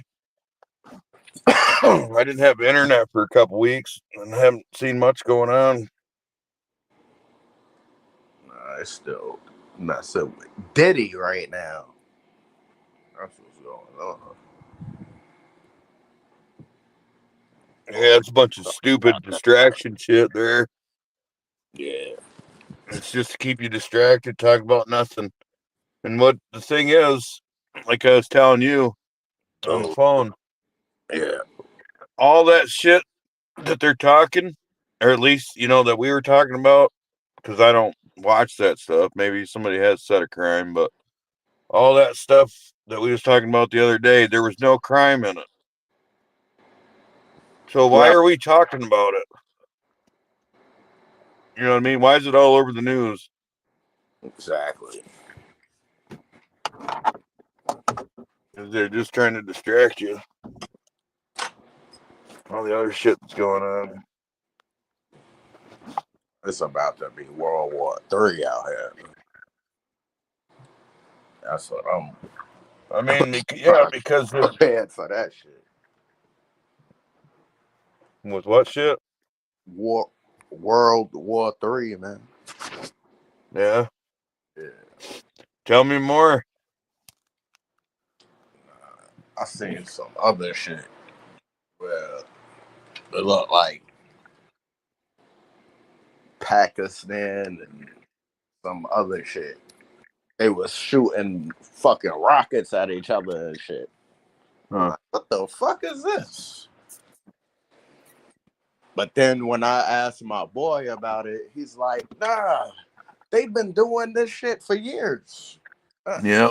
Over water. It's just over water. Like, nah, it gotta be more than that, man. See you later, Galaxy. Thanks for coming.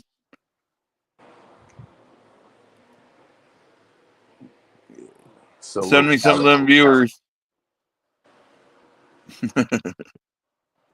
Nah, you need a raid. What's that joint? I be seeing some of these YouTube streamers. They be getting raided by like other communities.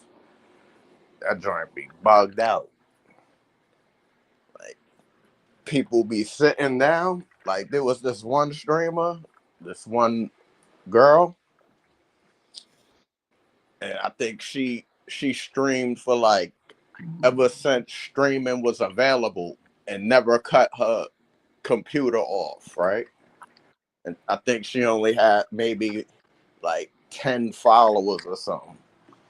And one of these dudes, Kai Sanat, seen that shit and went in there and got her join up. In like 10 minutes, she had like 10,000 followers. She was like, oh my God. I started bugging out. But the thing was, I think he did that because she never stopped streaming all day, every day for like 10 years straight or some shit. Whatever that shit. Like, it was mad years straight she had. Like, holy shit. Day in, day out. Watch me. You up for that? Watch me. For 5 years straight. You can watch me for 5 years, but I ain't about to watch nobody else for 5 years. Yeah. You follow me around with a drone, or I'll put a GoPro on, but I ain't about to sit down. Yeah. No. I'm good. I'm the same way with sports, all that. I don't like to watch other people play. The only exception is I like to watch women dance. Yeah. Yeah, I don't like to watch other people having fun. I'd rather go do it. Yeah. You can do the same thing. Yeah. You want to watch football? Go get one. Nah, true.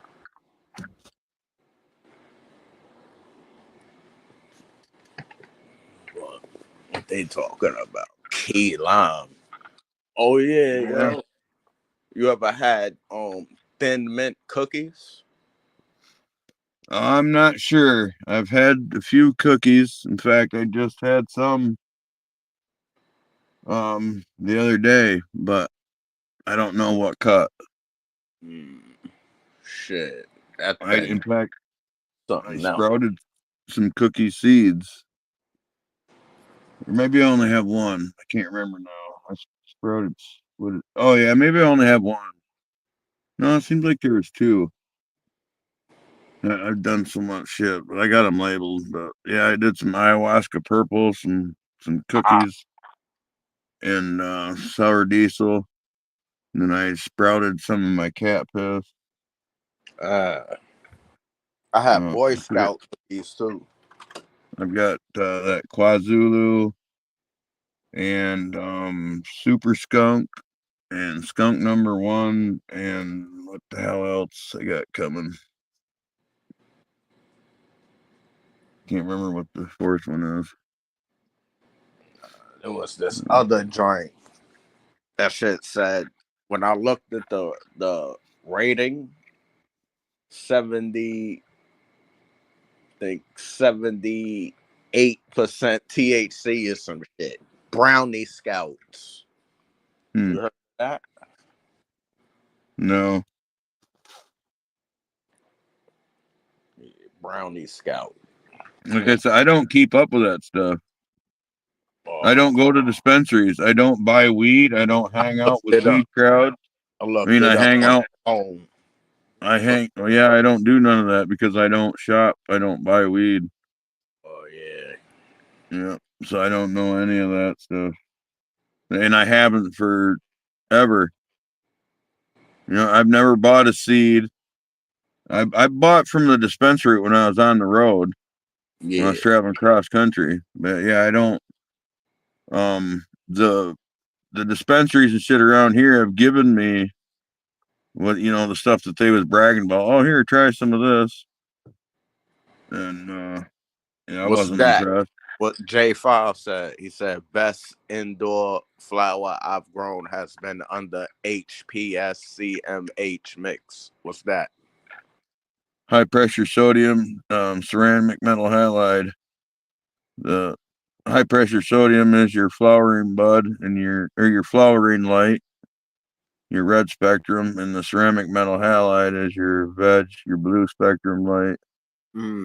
But the thing is the ceramic metal halide has UV light in it that the HPS doesn't. So if you mix that in to your HPS, it brings out, more closer. And it doesn't mimic, and it doesn't even get close, but it brings out more of what you would get outside from the UV light than if you didn't have it. Oh, okay.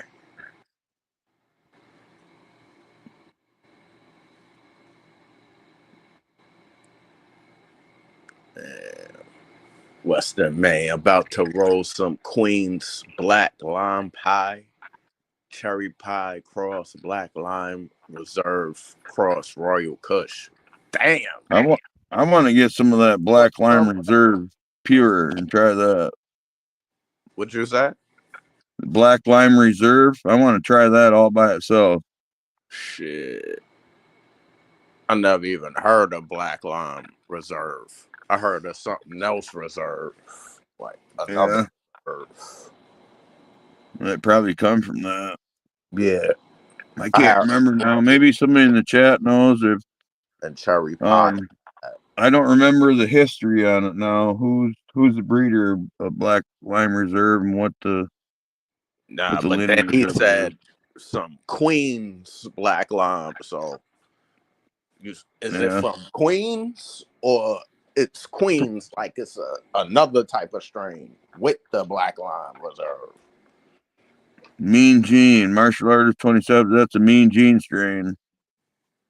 Mean Gene from Mendocino. Queens. I'm already in Queens. Then I could go get that. My guy. What's that? Hold on a second here. Okay, man, bro. What you want is the lime one from Mean Gene. All right. Need to pitch. Limited time. That's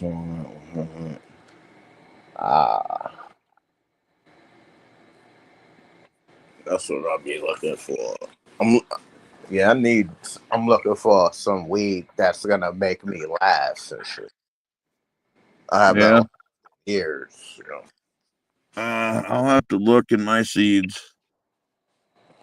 I had one 2 years ago. I had a plant like that.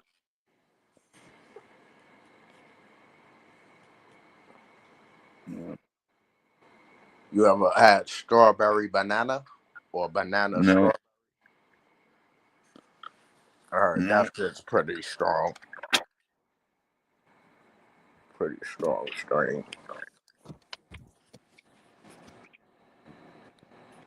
No, matter of fact, I've one time there's this old man and I've known him. I've known his kids. I've known him for a long time, and he needs some help growing. So I give him some of my soil. I give him some barrels, filled them up with soil, and oh no, that was after that. What? At first I built him a cage off the side of his garage, fenced it all in and everything, and made the soil in there. Well, he had a buddy that was growing, making clones. So for me helping him, he got me 12 clones from his buddy. Okay. That was the biggest mistake in my growing career, was not growing my seeds. And I grew Blue Dream and Blackwater. Damn. I had that before, Blackwater.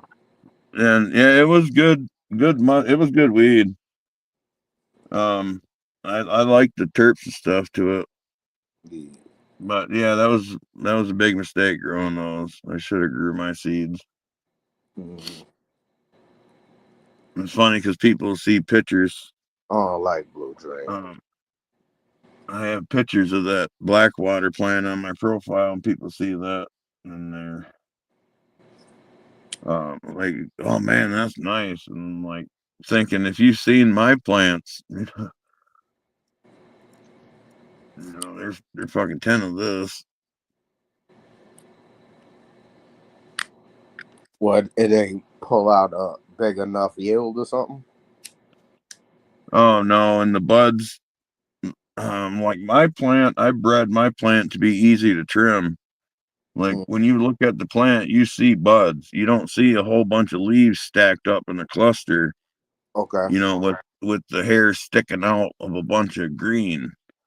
Right. You see a bud with like 3 or 4 leaves sticking out of it, and and a couple underneath it. That, to me, that makes a big difference. Yeah, so the sunlight's hitting all the bud sites. Well, it's about the taste and the cleaning, the trimming, the manicuring the buds. You don't have to handle them. You don't have to spend hours and hours cutting off all them leaves. Or that pruning, right? You don't have to smoke all that green. You could smoke that shit. That's the extra leaves that ain't get pruned. That's curled under the bud. They used to have that in the regular weed. Right, that's what I'm talking about.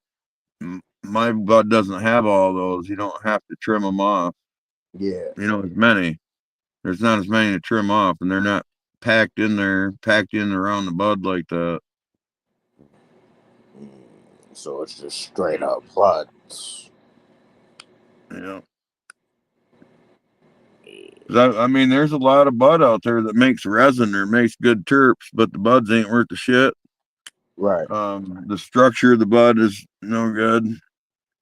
You see green with a cluster of hairs. You never get any real buds. It's just leaf and hairs and resin. Yeah. Trichomes, shit. Yeah, which is all right for making hash or something, or making edibles. If you're just farming resin, then none of that matters. But if you're looking for something to go in a bag, to go in a paper, or go in a bowl, or a blunt, or whatever, Nah, I guess it might not be as important. I guess if you're rolling a blunt, but in a white paper, it makes a difference. You mean it's the same thing. The taste ain't. No, the tobacco changes the taste of the Nah, weed, and it covers it up. Back in the day, that was the reason to roll a blunt, because that fucking brown. tobacco, yeah. Yeah, because the That plant, extra. the weed just tasted like a plant. It Yeah. tasted like fucking hay. It didn't taste like strawberries and bananas. Yeah. You bought a blunt wrap that was blueberry flavored or banana flavored. Right. Yeah. Or rolling papers that were flavored. Now you don't really want that. You want to taste the weed. Yeah. And the weed tastes like strawberries and all that shit. It don't taste like weed anymore. Right. And nowadays, even they got weed strong enough to overpower. I mean, they don't cancel it out, but they're louder than the tobacco, so you can actually taste the flavor through the blunt. Yeah. That's crazy. Yeah. What's crazy is I always hated blunts. High, man. Can I get high again? I feel like I ain't get high since like 2 years ago and shit. Yeah, I'll take that challenge. Yo, caveman, I'm dead ass, bro. I'm on it with the weed, bro. Like, I don't believe it. I think I got I think I got something here. this is what I'm looking for, man. This is what I'm a looking veteran, for. and it still gets me ripped. I mean, it doesn't matter if I smoke it for 2 months straight. That's what I've I been, need, man. yeah, you don't get a tolerance to it. You know you smoked it. That's what I'm looking for. I have to have that because of my neck. I mean, my neck takes most of my buzz right away. It takes, to get rid of that neck pain, that bone pain. It takes a lot.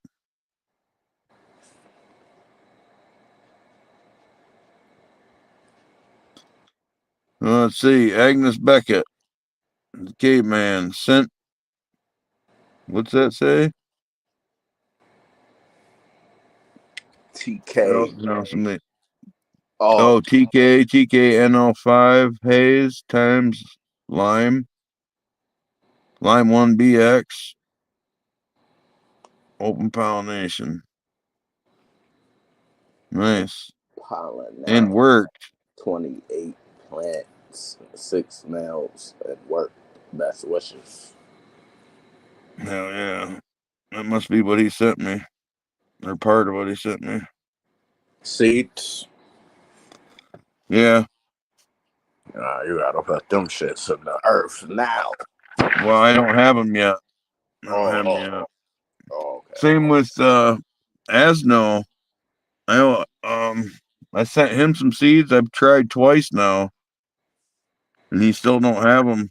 And I'm thinking now, even if he gets them, because I didn't get them back, so even if he gets them, they might not be any good now. So I'm gonna have to send out a third How long batch. them joints last? Yeah, I don't really know, and it depends on how hot they got. You know, wherever they had them. If they weren't exposed to a bunch of heat or X-ray or something, Yeah. then they should be fine for probably months or a year. That's it. Yeah, without what I'm saying in the mail. Oh, okay. Other than that, you have to store them. You have to make sure they're dry, cool, dark place. I freeze mine. A lot of people put them in the refrigerator, crisper. Oh, okay. Yeah, best thing you can do is bury them, put them in a basement or something. And forget about them. Well, until you don't want to use them again. Yeah. Yeah, I mean, it's never a goal for me to store seeds. I want to use them. I mean, I do store seeds because I can't use all the seeds I have.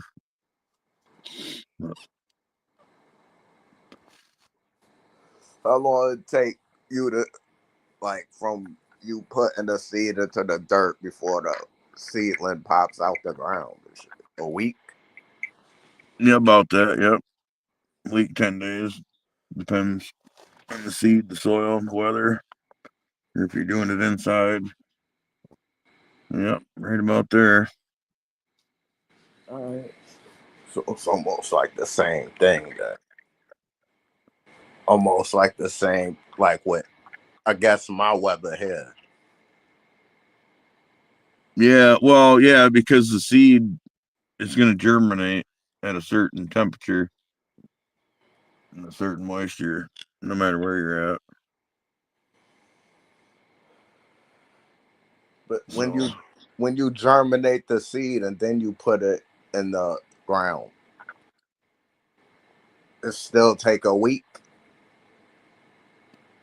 yeah, pretty much because and it depends on the seed, but that seed germinating in water or paper towel, Yeah. that should only take a matter of hours. Mm. Sometimes it does take longer if the seed's toughened up or if it's dried out, but yeah, that should happen literally overnight. With a good fresh viable seed, that should happen overnight. Mm. That's cool. Yeah. I'll tell you another trick. Plant your seeds upside down Ah. so that the root has to come up out of the seed and turn and go down. And a lot of people will tell you just the opposite. But the reason I say that is because of the hinge on the shell of the seed. Okay.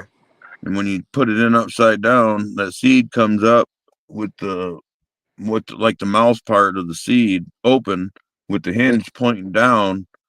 And as the seedling is pushing itself up out of the dirt is grabbing that seed hull and pulling it off.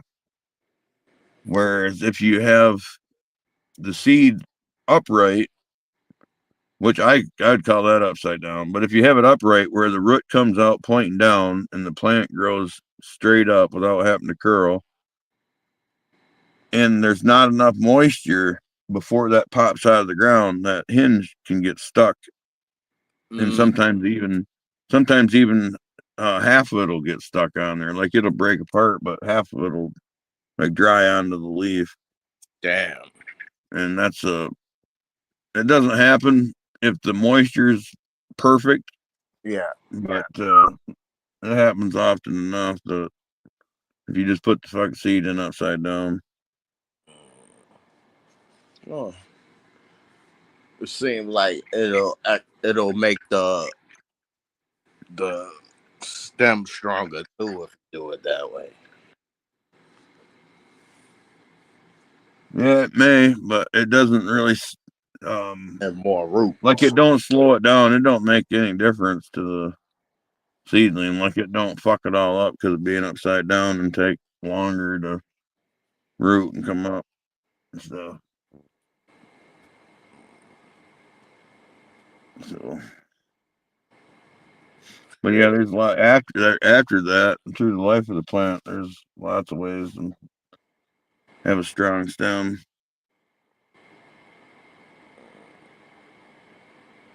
Shit. Is there ways to speed up the growing process? Like, oh yeah, lots of ways. Depends on what exactly you mean by that, but I mean, there's still promote good growth and good yield, great yields, and good smoke. It probably won't be as potent as it would be if you let it do its potential grow out. well, actually, they say just the opposite. They say the shorter the life cycle of that plant, the more potent it is. Mm. Kind of like the baby rattlesnake thing. They say the same about any plant. The smaller plants younger plants put off more chemicals. Chemicals. Yeah, and I think it's just because it's a lot smaller mass that they have to fill up. Maybe it's because they're young, and when they're young, they're toxic because if they get eaten, it'll kill them. But once they get bigger, they can afford to be pruned. Okay. Something like that. But yeah, they say that the shorter the life cycle, the more potent. So.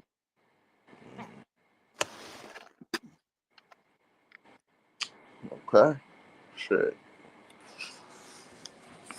We test that out. There's lots of people that's done that. I mean, it's easy to test. There's people that'll veg their plants for the common thing is 4 weeks or 30 days, and then put it in the flower room. There's people that'll go longer. There's people that'll go half of that. There's people that'll go a quarter of that. There's people that'll go 2-3 days, and there's people that will go none. So you could gather some information on that in the community, I'm sure. But I heard that from science, not even related to cannabis, also. Yeah. Just just general plant science.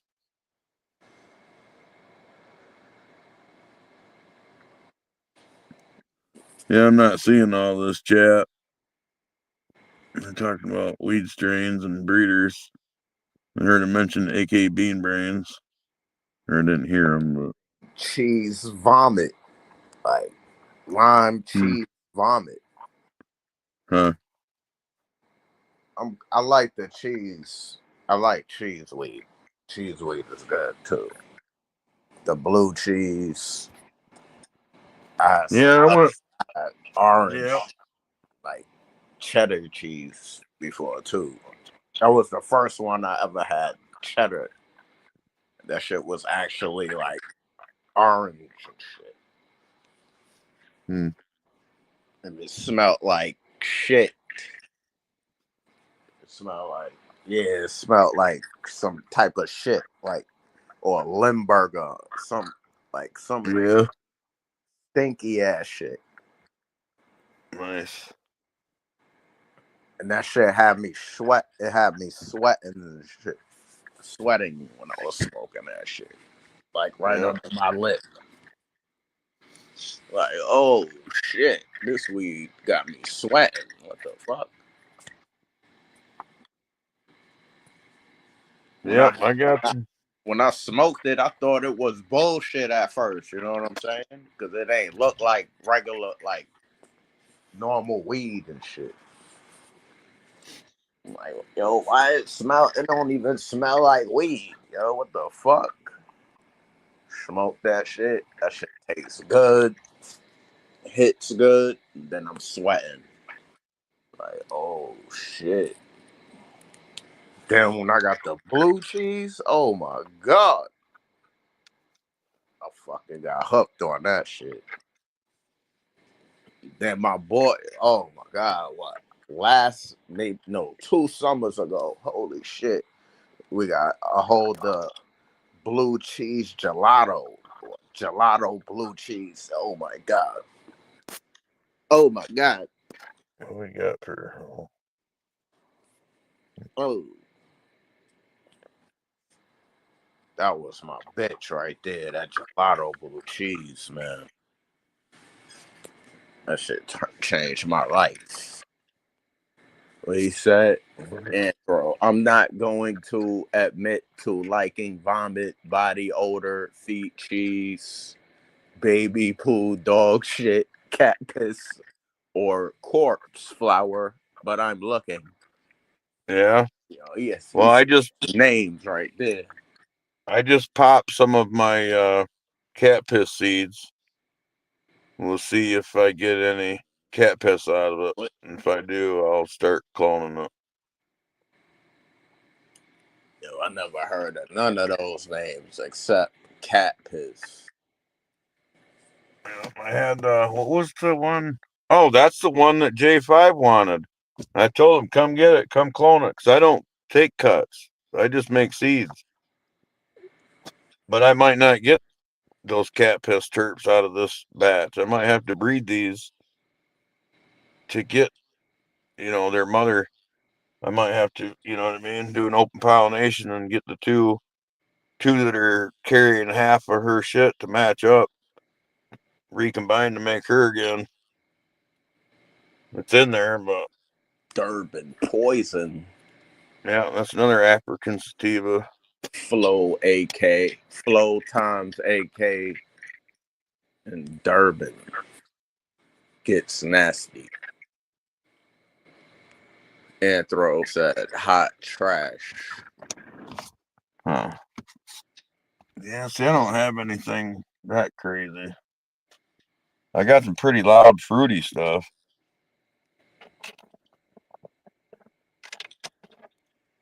Mine's and be crazy ass strains. He said, gifted my friend triple SC Durban poison, heavy duty fruity times 907 blue jeans, and a few others to run this season from AK Bean Brains. What the That's fuck? Super Sativa Seed Club, right? That SSSC. That's an acronym for that's a seed breeder, Super Sativa Seed Club. Oh, okay. I thought that was weed for a minute. Like, yo, there's too many strains out there, man. It's old history. I need all that weed. I'll let you know if your weed is good or not, man. And I'll let you know if it's trash too. All that needs to be out here. It's good weed and great weed and greater weed. Better dogs. Sometimes, yeah, same thing with the dogs too. Sometimes we're trying, Agnes. Sometimes you gotta bring the regular back around too. Sometimes we're trying to look at it all. Because not everybody can handle the exotics. Some people need regular. Some people need chocolate. Like, if we could figure out how to grow that shit, the chocolate, not the chocolate tie. Other shit. I think I'm on a mission now. I'm gonna do some hunting this year. And I'm looking for like what you're looking for. I'm looking for that And strain. girl. I'm looking for the girl weed, the giggly party weed that don't get you all fucked up and end your night. Yeah. It tastes good, smells good. It's fun to smoke, makes you giggle, but you know what I mean? You can just keep right on smoking I it. want that too, and I want the Yeah. end your night weed. You can keep right on passing them around the running. bonfire. Because if you pass my weed around the bonfire, you're gonna end the party. Yeah. You know, maybe not the first joint, but if you We try gotta doing what pass I'm weed. doing, talking I'm about, definitely not gonna be high if we gotta pass weed. You know what I'm saying? I'm done. I'm past those levels. that's what I say when I start growing. Like People be like, "Are you gonna pass that?" I'd be like, "Roll your own. Passing joints is for poor people." I'd hand them a tray and some papers. Yes, passing joints is for poor people, motherfucker. Here, I gotta smoke like 4 blunts before I could even smoke with people and shit. They call it soccer mom weed. Yep. I gotta get Then I high. want that social weed, just like that fucking Bud Light. You can drink it all night long and stand around telling stories, hanging out around the bonfire. Don't get all fucked up. That's that weed. Like, yeah, you smoke it with by yourself, you chilling and shit. You be like, Strawberries. I ain't that high. Then you smoke it with people and you're high as fuck. Like, yeah. Oh shit. Everybody's high as fuck. Everyone's laughing. Some people can't stop laughing. You're like, yo, tap your boy, yo. Tell him to stop, yo. He bugging. What's wrong with him, yo? That's the weed I want. When they're like, yo, tell him to stop laughing, yo. He's bugging me out. That's the shit. When I was like 12, 13, shit. Like when I couldn't handle the weed, shit. Right. Well, that's part of it too. You guys didn't have the tolerance, and you guys didn't have the maturity. That's you the know what I mean. I want. Yeah, we're on a whole different level now in our mentality and spirituality and shit. Yeah. You're not so easily amused anymore. Nope. It's like now I smoke for the benefits now, man. Yeah. This shit's almost like smoking a cigarette. How many times I roll up? Desensitized. Yeah. Well, yeah. I know you guys all think that indoor weed is the shit, but if you come here and smoke this organic sun grown, there'd be those other days where I get a strain and that shit to send me to the moon and shit. And I just wake up in the morning like, oh shit, I was smacked. And half of the blunt is in the bed. Like, oh, I got high. That's how I be finding out, figuring it out. Like, oh, that shit did it. It was that one. There you go. Read that comment, ready? That's a comment for you right there. You brought this up before. AK has great history with the Matuska Thunder Fuck, aka Alaskan Thunderfuck. Ooh. You were just talking about that. Was that last week? You was talking about Alaskan Thunderfuck? Yeah. From we was talking about the time. Yep, the autos period in Alaska. So yeah, I don't know a lot about the strain, actually. that shit. I know one of them shits. There's like no daylight for like a month straight or some shit. Yeah, like 6 months. 6 months. Yeah. Holy shit! What it is, it goes from daylight 24 hours a day to dark 24 hours a day, gradually, and right around in a circle, right back to light 24 hours. Oh shit! Nah, that's crazy, man. I couldn't do that. Yeah. But they're doing it. and they're growing It good might, hot. it might get like that here. The fucking Earth is tilted. Oh yeah, the global Have warming you? shit. Well, it ain't even global warming. I don't know if you've noticed this or not, but I'm a grower. I'm a hunter. I'm a trapper. I'm a fisherman. I pay attention to nature. I pay attention to the water levels.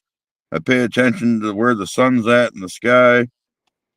All that. Well, the sun is way too far north from where it's supposed to be. Well, if it stays like that, because I don't know how much attention you paid in school, but we're tilted. We're not straight up and down. We're tilted towards the sun right now. Right. And as we go around the backside of the sun, we're still tilted in the same direction. So that puts us pointing away from the sun. And that's our winter. You know what I mean? And now we're tilted farther south.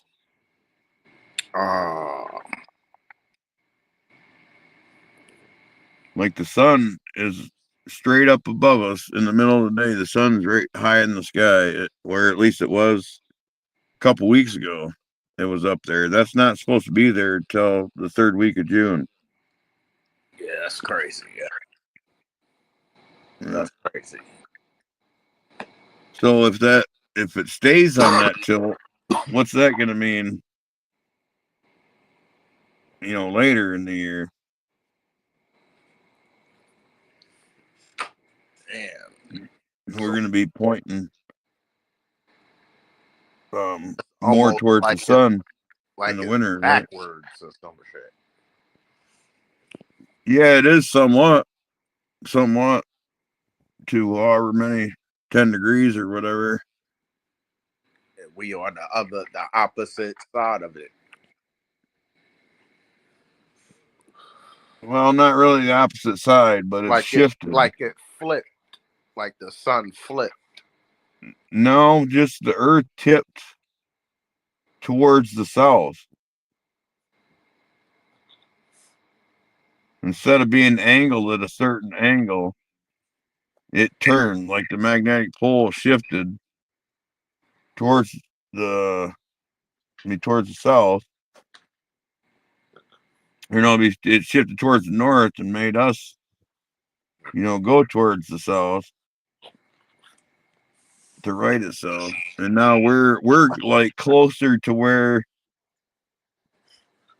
we're closer to the equator now, even though it's not the equator, but how the sun hits on the equator, we're closer to that spot now because the Earth is tipped.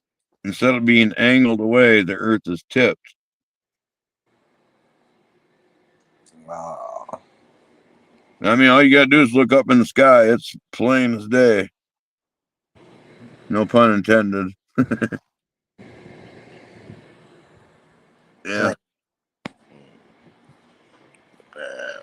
Yeah, if you grow with pot, especially, you always pay attention, especially if you grow out in the woods or something. You're always paying attention to where's the sun at, what's it shining on, what's blocking, what's lit up, what's in the shade, all that shit. And when you look up in the sky and go, what the fuck? It's that plain that the sun is not supposed to be there. Oh, I see what you're saying. That's crazy when you think about it like that. Like, You mean the flat Earth? He says, I don't know. Explain in flat Earth theory. Explain to me how that happens. Or is that just a joke? I don't know if you're serious or not. I haven't been reading the chat. I know what time it is. I seen that as a joke on social media and shit. Somebody There's people viral for talking about flat Earth. I don't know. Are they that good? I can't explain. He's kidding. I can't explain the science behind flat Earth. I can explain the science behind a sphere rotating. Oh, my But I dude. keep, Hey, but I man, talking about crickets and cicadas. You know about cicadas, cicadas, man. cicadas. What about them? The joints that come out every 17 years. Yeah. Yeah. I used to smack them joints with baseball bats when I was younger. I thought them joints stung you, but I found out like, nah, them joints is harmless as hell. Them joints is mad cool.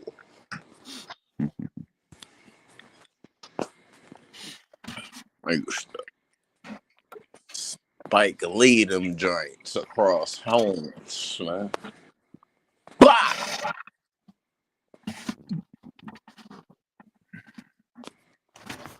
Hmm. Them joints be lit all over the fucking ground in the summer, like in the fall and shit.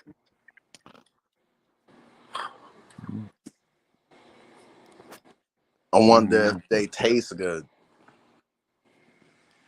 You gotta be looking into the into the bugs. Is the Yeah, next it depends. gourmet. I don't know how good bugs The taste because I always see them covering them in chocolate or in hot seasoning or something. But yeah, that's to make them seem a little bit more appealing to Yeah. eyes that's critical of it. Like make it look like something else. And Yep. then after they swallow it, then tell them it was a bug or insect or some shit. Yeah, but it tastes like chocolate. You know, you ate a roach though, right? Chocolate covered ants, grasshoppers, all kinds of shit they eat. Slug. I never seen them make eating slugs, but like there's some videos on YouTube with like these primitive dudes. Yep. They making everything right there, boom, boom, boom, and eating it right there. Yep. Pulling out grubs and shit out the tree bark. These big fat grubs, like, nah, they surviving for real. That's that survival right there. I gotta grab my battery pack before my phone dies. Oh, you having those problems right now. Well, not really a problem if I go get the battery. But I'm on 10%. Yeah, I had that. Let's plug my shit in. I got to stay next to the plug though. Well, I plugged my battery packs in at 6, so they should be plenty charged by now. I already drained what was on here. That broadcasting burns up the data and battery. Yo, Anthro said at Caveman, you have an email or anybody in chat that wants some of those beans. Please post it here. I don't have an email. I have IG for messaging. I mean, I do have an email, but I don't have like a web page or nothing or website. I guess I do have an email. I don't know what I was thinking. Agnes knows. That's that protein word.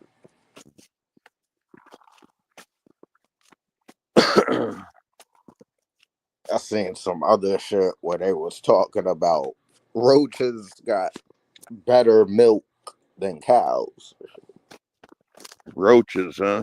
Yeah.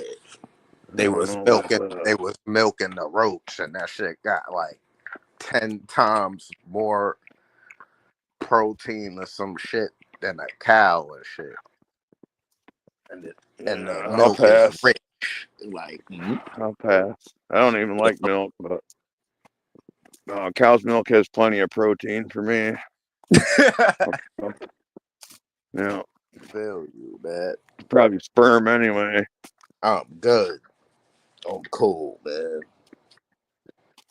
It's roach sperm. We'll just call it milk. I'll never know.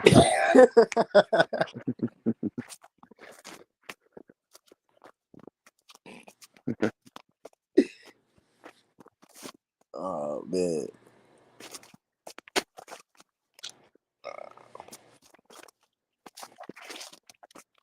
That's the 89 SSSC Durban Poison Colorado Cut Cross Panama Red CBD selections from Coastal. Paid $3.50 before Mr. Bob started crickets and cicadas. Oh, so that Oh, that's crickets and cicadas store. is must be a seed bank, and actually Seed that bank. rings the All bell right. now. All right, Now that cool. you say that, Yeah. yeah. See, I told you I don't.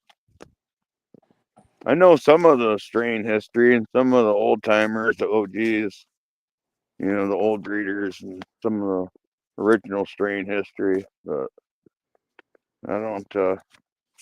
Was never in that world. I was out here in the sticks.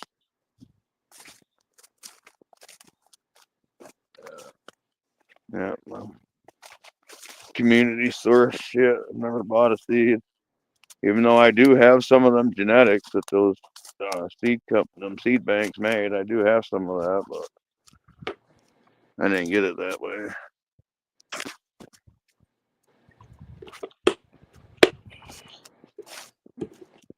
I think I got some of them Durban poison seeds too. Yeah, I'd like to get some of that. Give you all these seeds, caveman. I haven't looked to see what I can get. Actually, I haven't even shopped around. Just going through what I have, and then got somebody else I'm gonna do something with that's introduced me to some new genetics.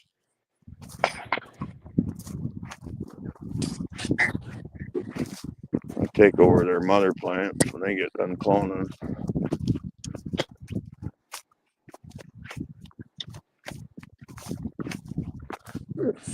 Made the mistake. Can you hear that wind blowing on my speaker or my mic?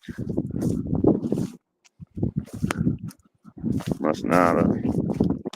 OG Kush cut. I use OG referred to Cold Creek Kush and was told local Spruce Banner and Purple Fantasy. I bred her to the Panama Red for Red Fox. Damn.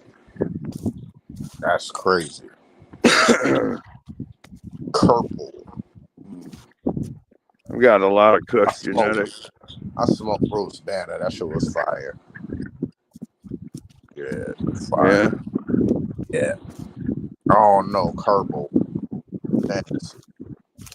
I smoke Panama Red though, too. That's good weed.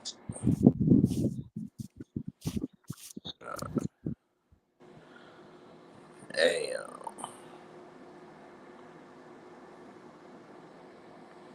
Did a 50 seed re-up and saw green. So been looking at that.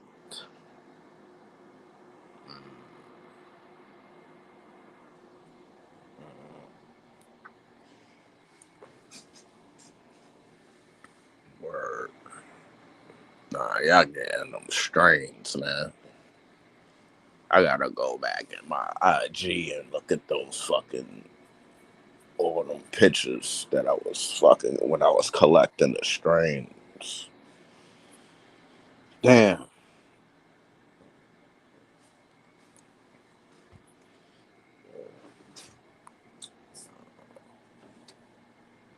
Some crazy ass ill shit.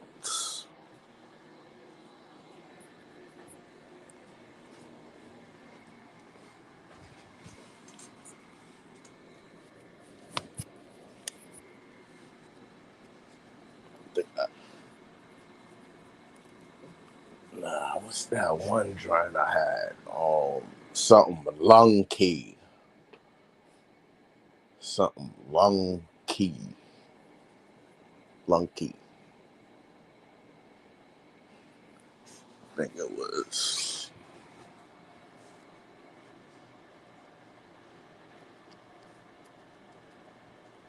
I forgot the name of that shit. Damn. Unfortunately, I'm locked out IG and decided to just take a social media break. But if anybody want a bunch of free seeds, please post email in chat. I'll screenshot it and you can erase it.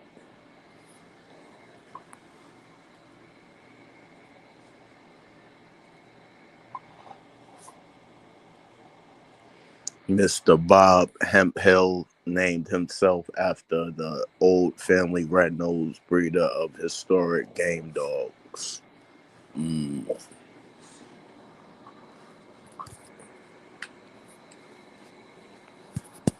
Caveman on mute. Mute yourself, caveman. Oh shit, yeah, I am.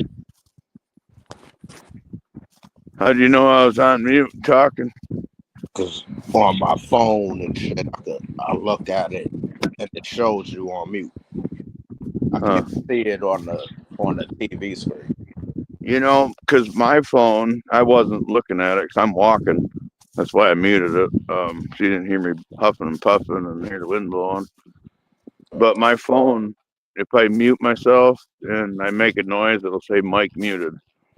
And that's probably what, when I was talking, that's probably when your phone told you. It's crazy.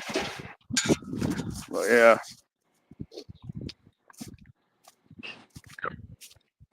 I remember what the hell we were talking about now. Everybody talking about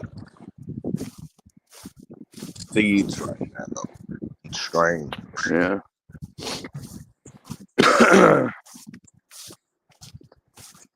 Yeah, did you hear me tell you that our community, like the people in our chat, are like legit movers in the community? Nah, they're not just like kids hanging out watching their show. They know some shit, like you were saying. They're all on top of that strains.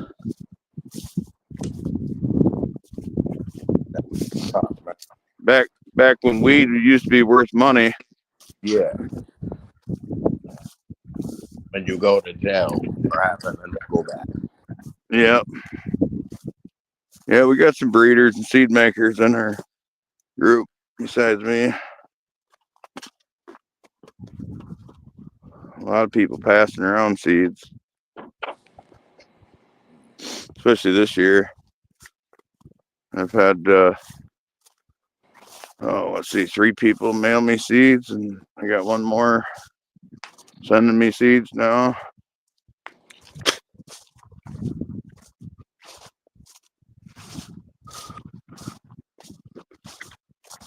I had one person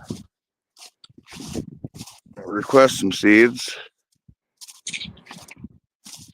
Oh, well, I told you about that. I fucking sent some seeds out, and they didn't make it, but I got them. So I resent them out in a different package. And I don't know, maybe I'm just like worried too much. I'm always worried about shit like that. Yeah. Like if they make it and, make it promptly. To me, it's been way too long. It seems like it's been like fucking 3 weeks or something. Maybe it hasn't, but it just seems like forever that they've been in the mail. Damn. So I guess I fucked up when I didn't get a tracking number. But that's a long story why I didn't actually, because I would have if I could have. We hearing people having trouble like that with getting dogs and shit shipped to them. Where, yeah, my dog was supposed to be here in 10 days, and it's like 6 months now. But the dog's still coming. Like, And the dog's like stuck in quarantine, or I don't know. stuck in the just mail. like when I be like looking at some of these Reddits and then some of these threads and people be talking. Yeah, I had a dog coming from Nova Scotia. It was supposed to be here in 10 days. Now it's been 6 months. They're saying the dog's still stuck, like stuck in routes. Yeah, maybe in customs or something, or maybe because of the postal strike they had there. Like, god damn, your dog They had some coming kind of strike in full Canada. grown, man. Joint coming full grown now. Like, damn, yo.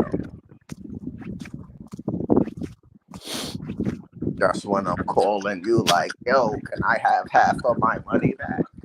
I'm just like,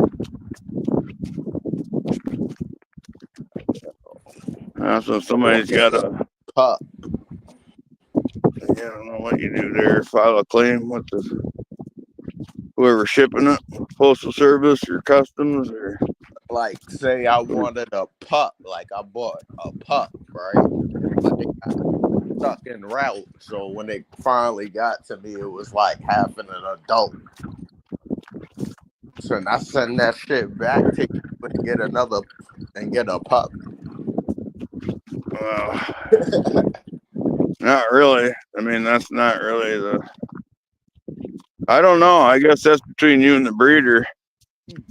It's not really how it works to me, but I feel you. But what's your chances of that happening too? If it took you that long to get one dog, how long is it going to get you to ship one dog back and get another one?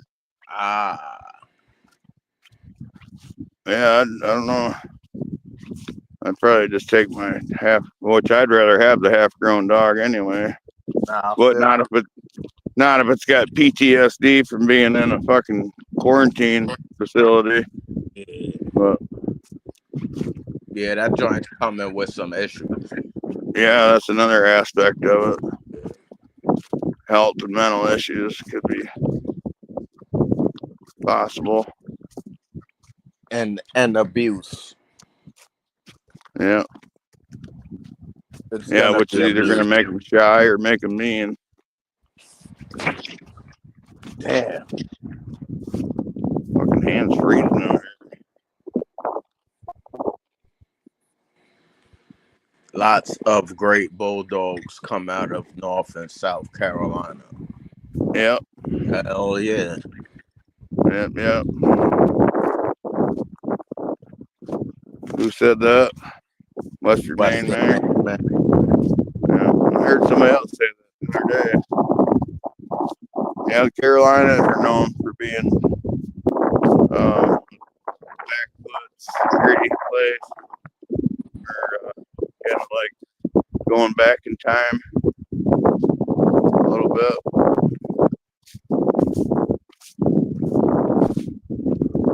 Yes. Dogs over there. Yeah, it hasn't been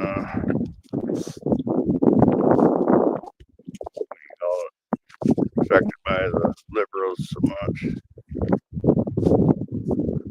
Hell, I remember when some dude just got busted in one of those states. oh yeah. He had like what? He had over 100, like more than that, right? Yeah, I can't remember now. It was over 100, I believe. 400 dogs or some shit. Like crazy shit. Yeah.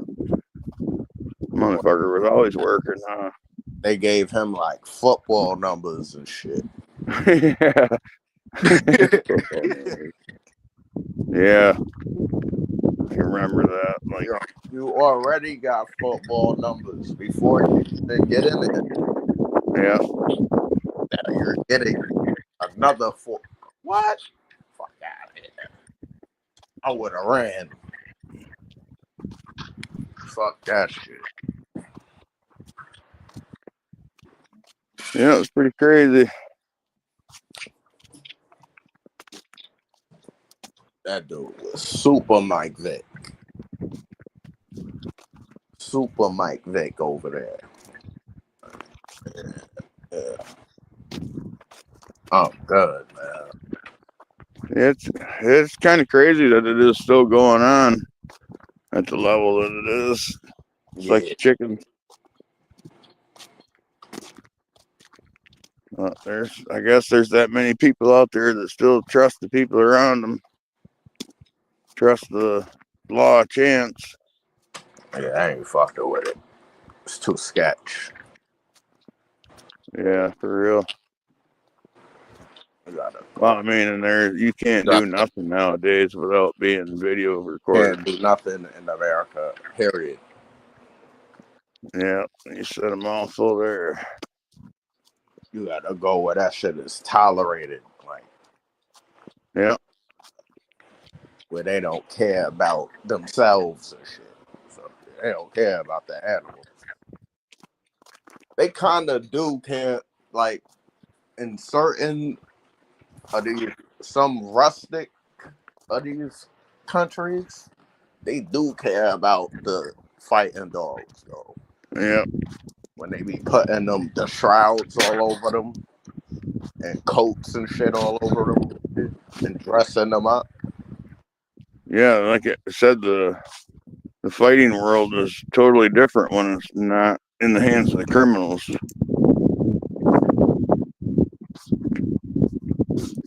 These dudes be feeding the dog and shit. I seen like like a clip with the Tosa.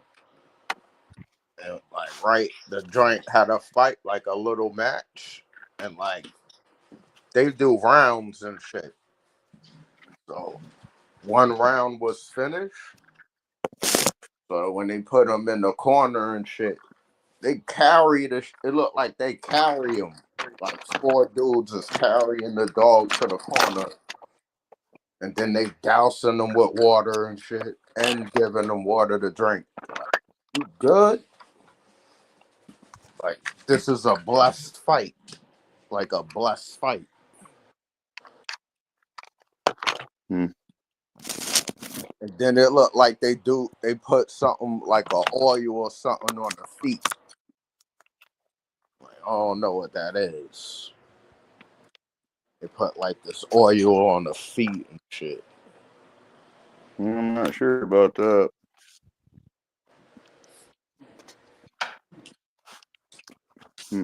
Nah, it's to make they want the net, like the coat to shine. They want the dog to be shining.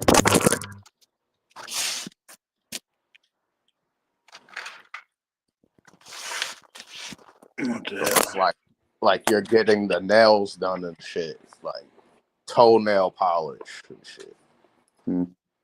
So it's like it shined up in the match, like photogenic, yeah. Like the whole look good on camera. Huh? Yeah. Gotta look good on camera. Yeah.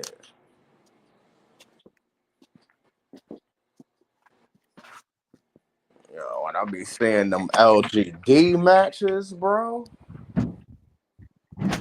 that joint be like sumo wrestling fights. And some of them like UFC when they be knocking the dog's feet from under it. Yep. Boom. Like, oh shit. Like those are real battles. I don't care, yo. I'd rather watch them shits battle than Pitbull. Cause them shits is really fighting. Them shits is really fighting. And they fucking like slamming each other on the ground. They wrestling and shit. Breaking up. Yeah. Yeah. And they don't game. I mean, like they're not game dogs. They don't battle like Pitbull. Yeah, they there's fight, an ending. There's an ending to their fights. Yeah. But it's a ranked fight. But they can kill. They can kill. But if they figure one dog has had enough and he don't look like he could do it, the other dog will stop the winner. Like, and give him his back and shit. Like, wankster. I seen one of them videos where some guys brought their dogs to meet up out in the field like that, and you've probably seen it too, but they turned him loose, and that one dog run right back and jumped in through the window. Oh, the truck. See that shit. He didn't want no part of that shit. Oh shit. Now I seen something like that one field joints, but the one dude had the dog at his house. It looked like he opened his door and the dog seen the other dog, and that shit was like mad far away, bro, and on the other side of the field. So he let the dude let his dog go for the fight. Running mad fast, and he ran past like this airplane and shit. And then the other dude that had the other dog and shit, he was still holding his dog and shit, because the other dog wasn't even over there and shit yet. That's just running mad long and shit. And then, like, once the dog kind of got over there, then he started walking and shit, and then he let him go. But that shit, when that shit hit his shit, that shit fell off his feet. Like, all four of his feet in the air and shit, upside down. Boop. Because that shit's not stopping. That shit's hitting. Boom. You ever think you'd see the day you was watching that stuff online? Huh? Like some of them videos that they post online, you ever think you'd see that? Yeah. It's just crazy to me. That shit. Because crazy to me the way they have everything. It's the algorithm. Yeah. Just the way they have everything censored. And you can't say kill, you have to say unalived. And you can't show pictures with any blood in it or, stupid shit. But see, most of the videos that I'm getting are from other countries. I'm not looking at shit from America. Don't look at like that from America, because you can't do shit. Well, I'm sure it's the same videos coming across my feed. Well, in fact, I know a lot of them are because I see your name, like by Young Ready.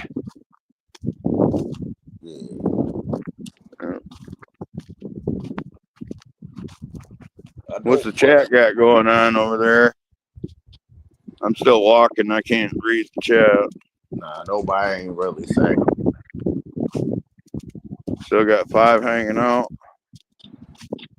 Couple people, I think they left. Yeah, we had about a dozen of them left. There's another show that starts at 9 o'clock. A weed show. It's 10 o'clock now. 10. Yeah. Right. They've been gone for like an hour, but yeah, I don't fuck with that other show. In fact, I told them, so they invited me to come back on their show, be part of another seed giveaway again. I told them no and told them why.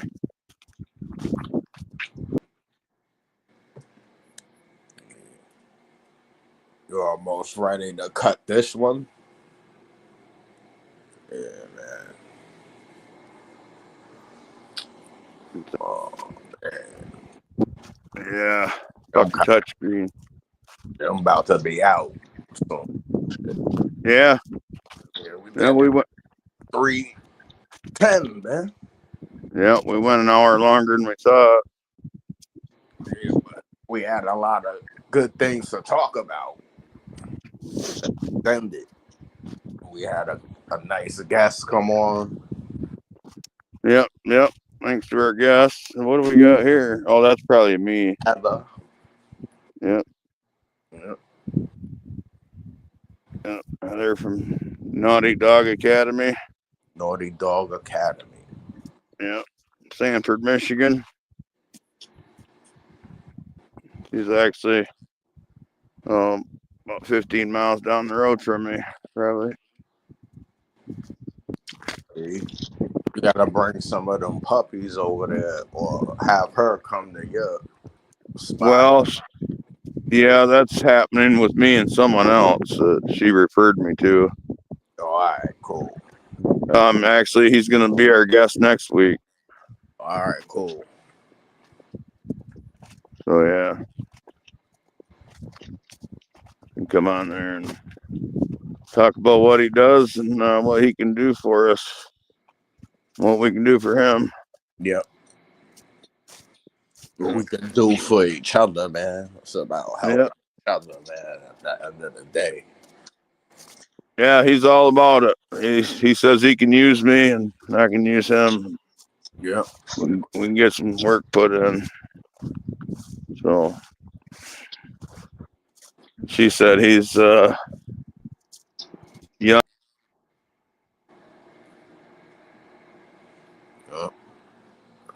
Keep losing caveman right in the end.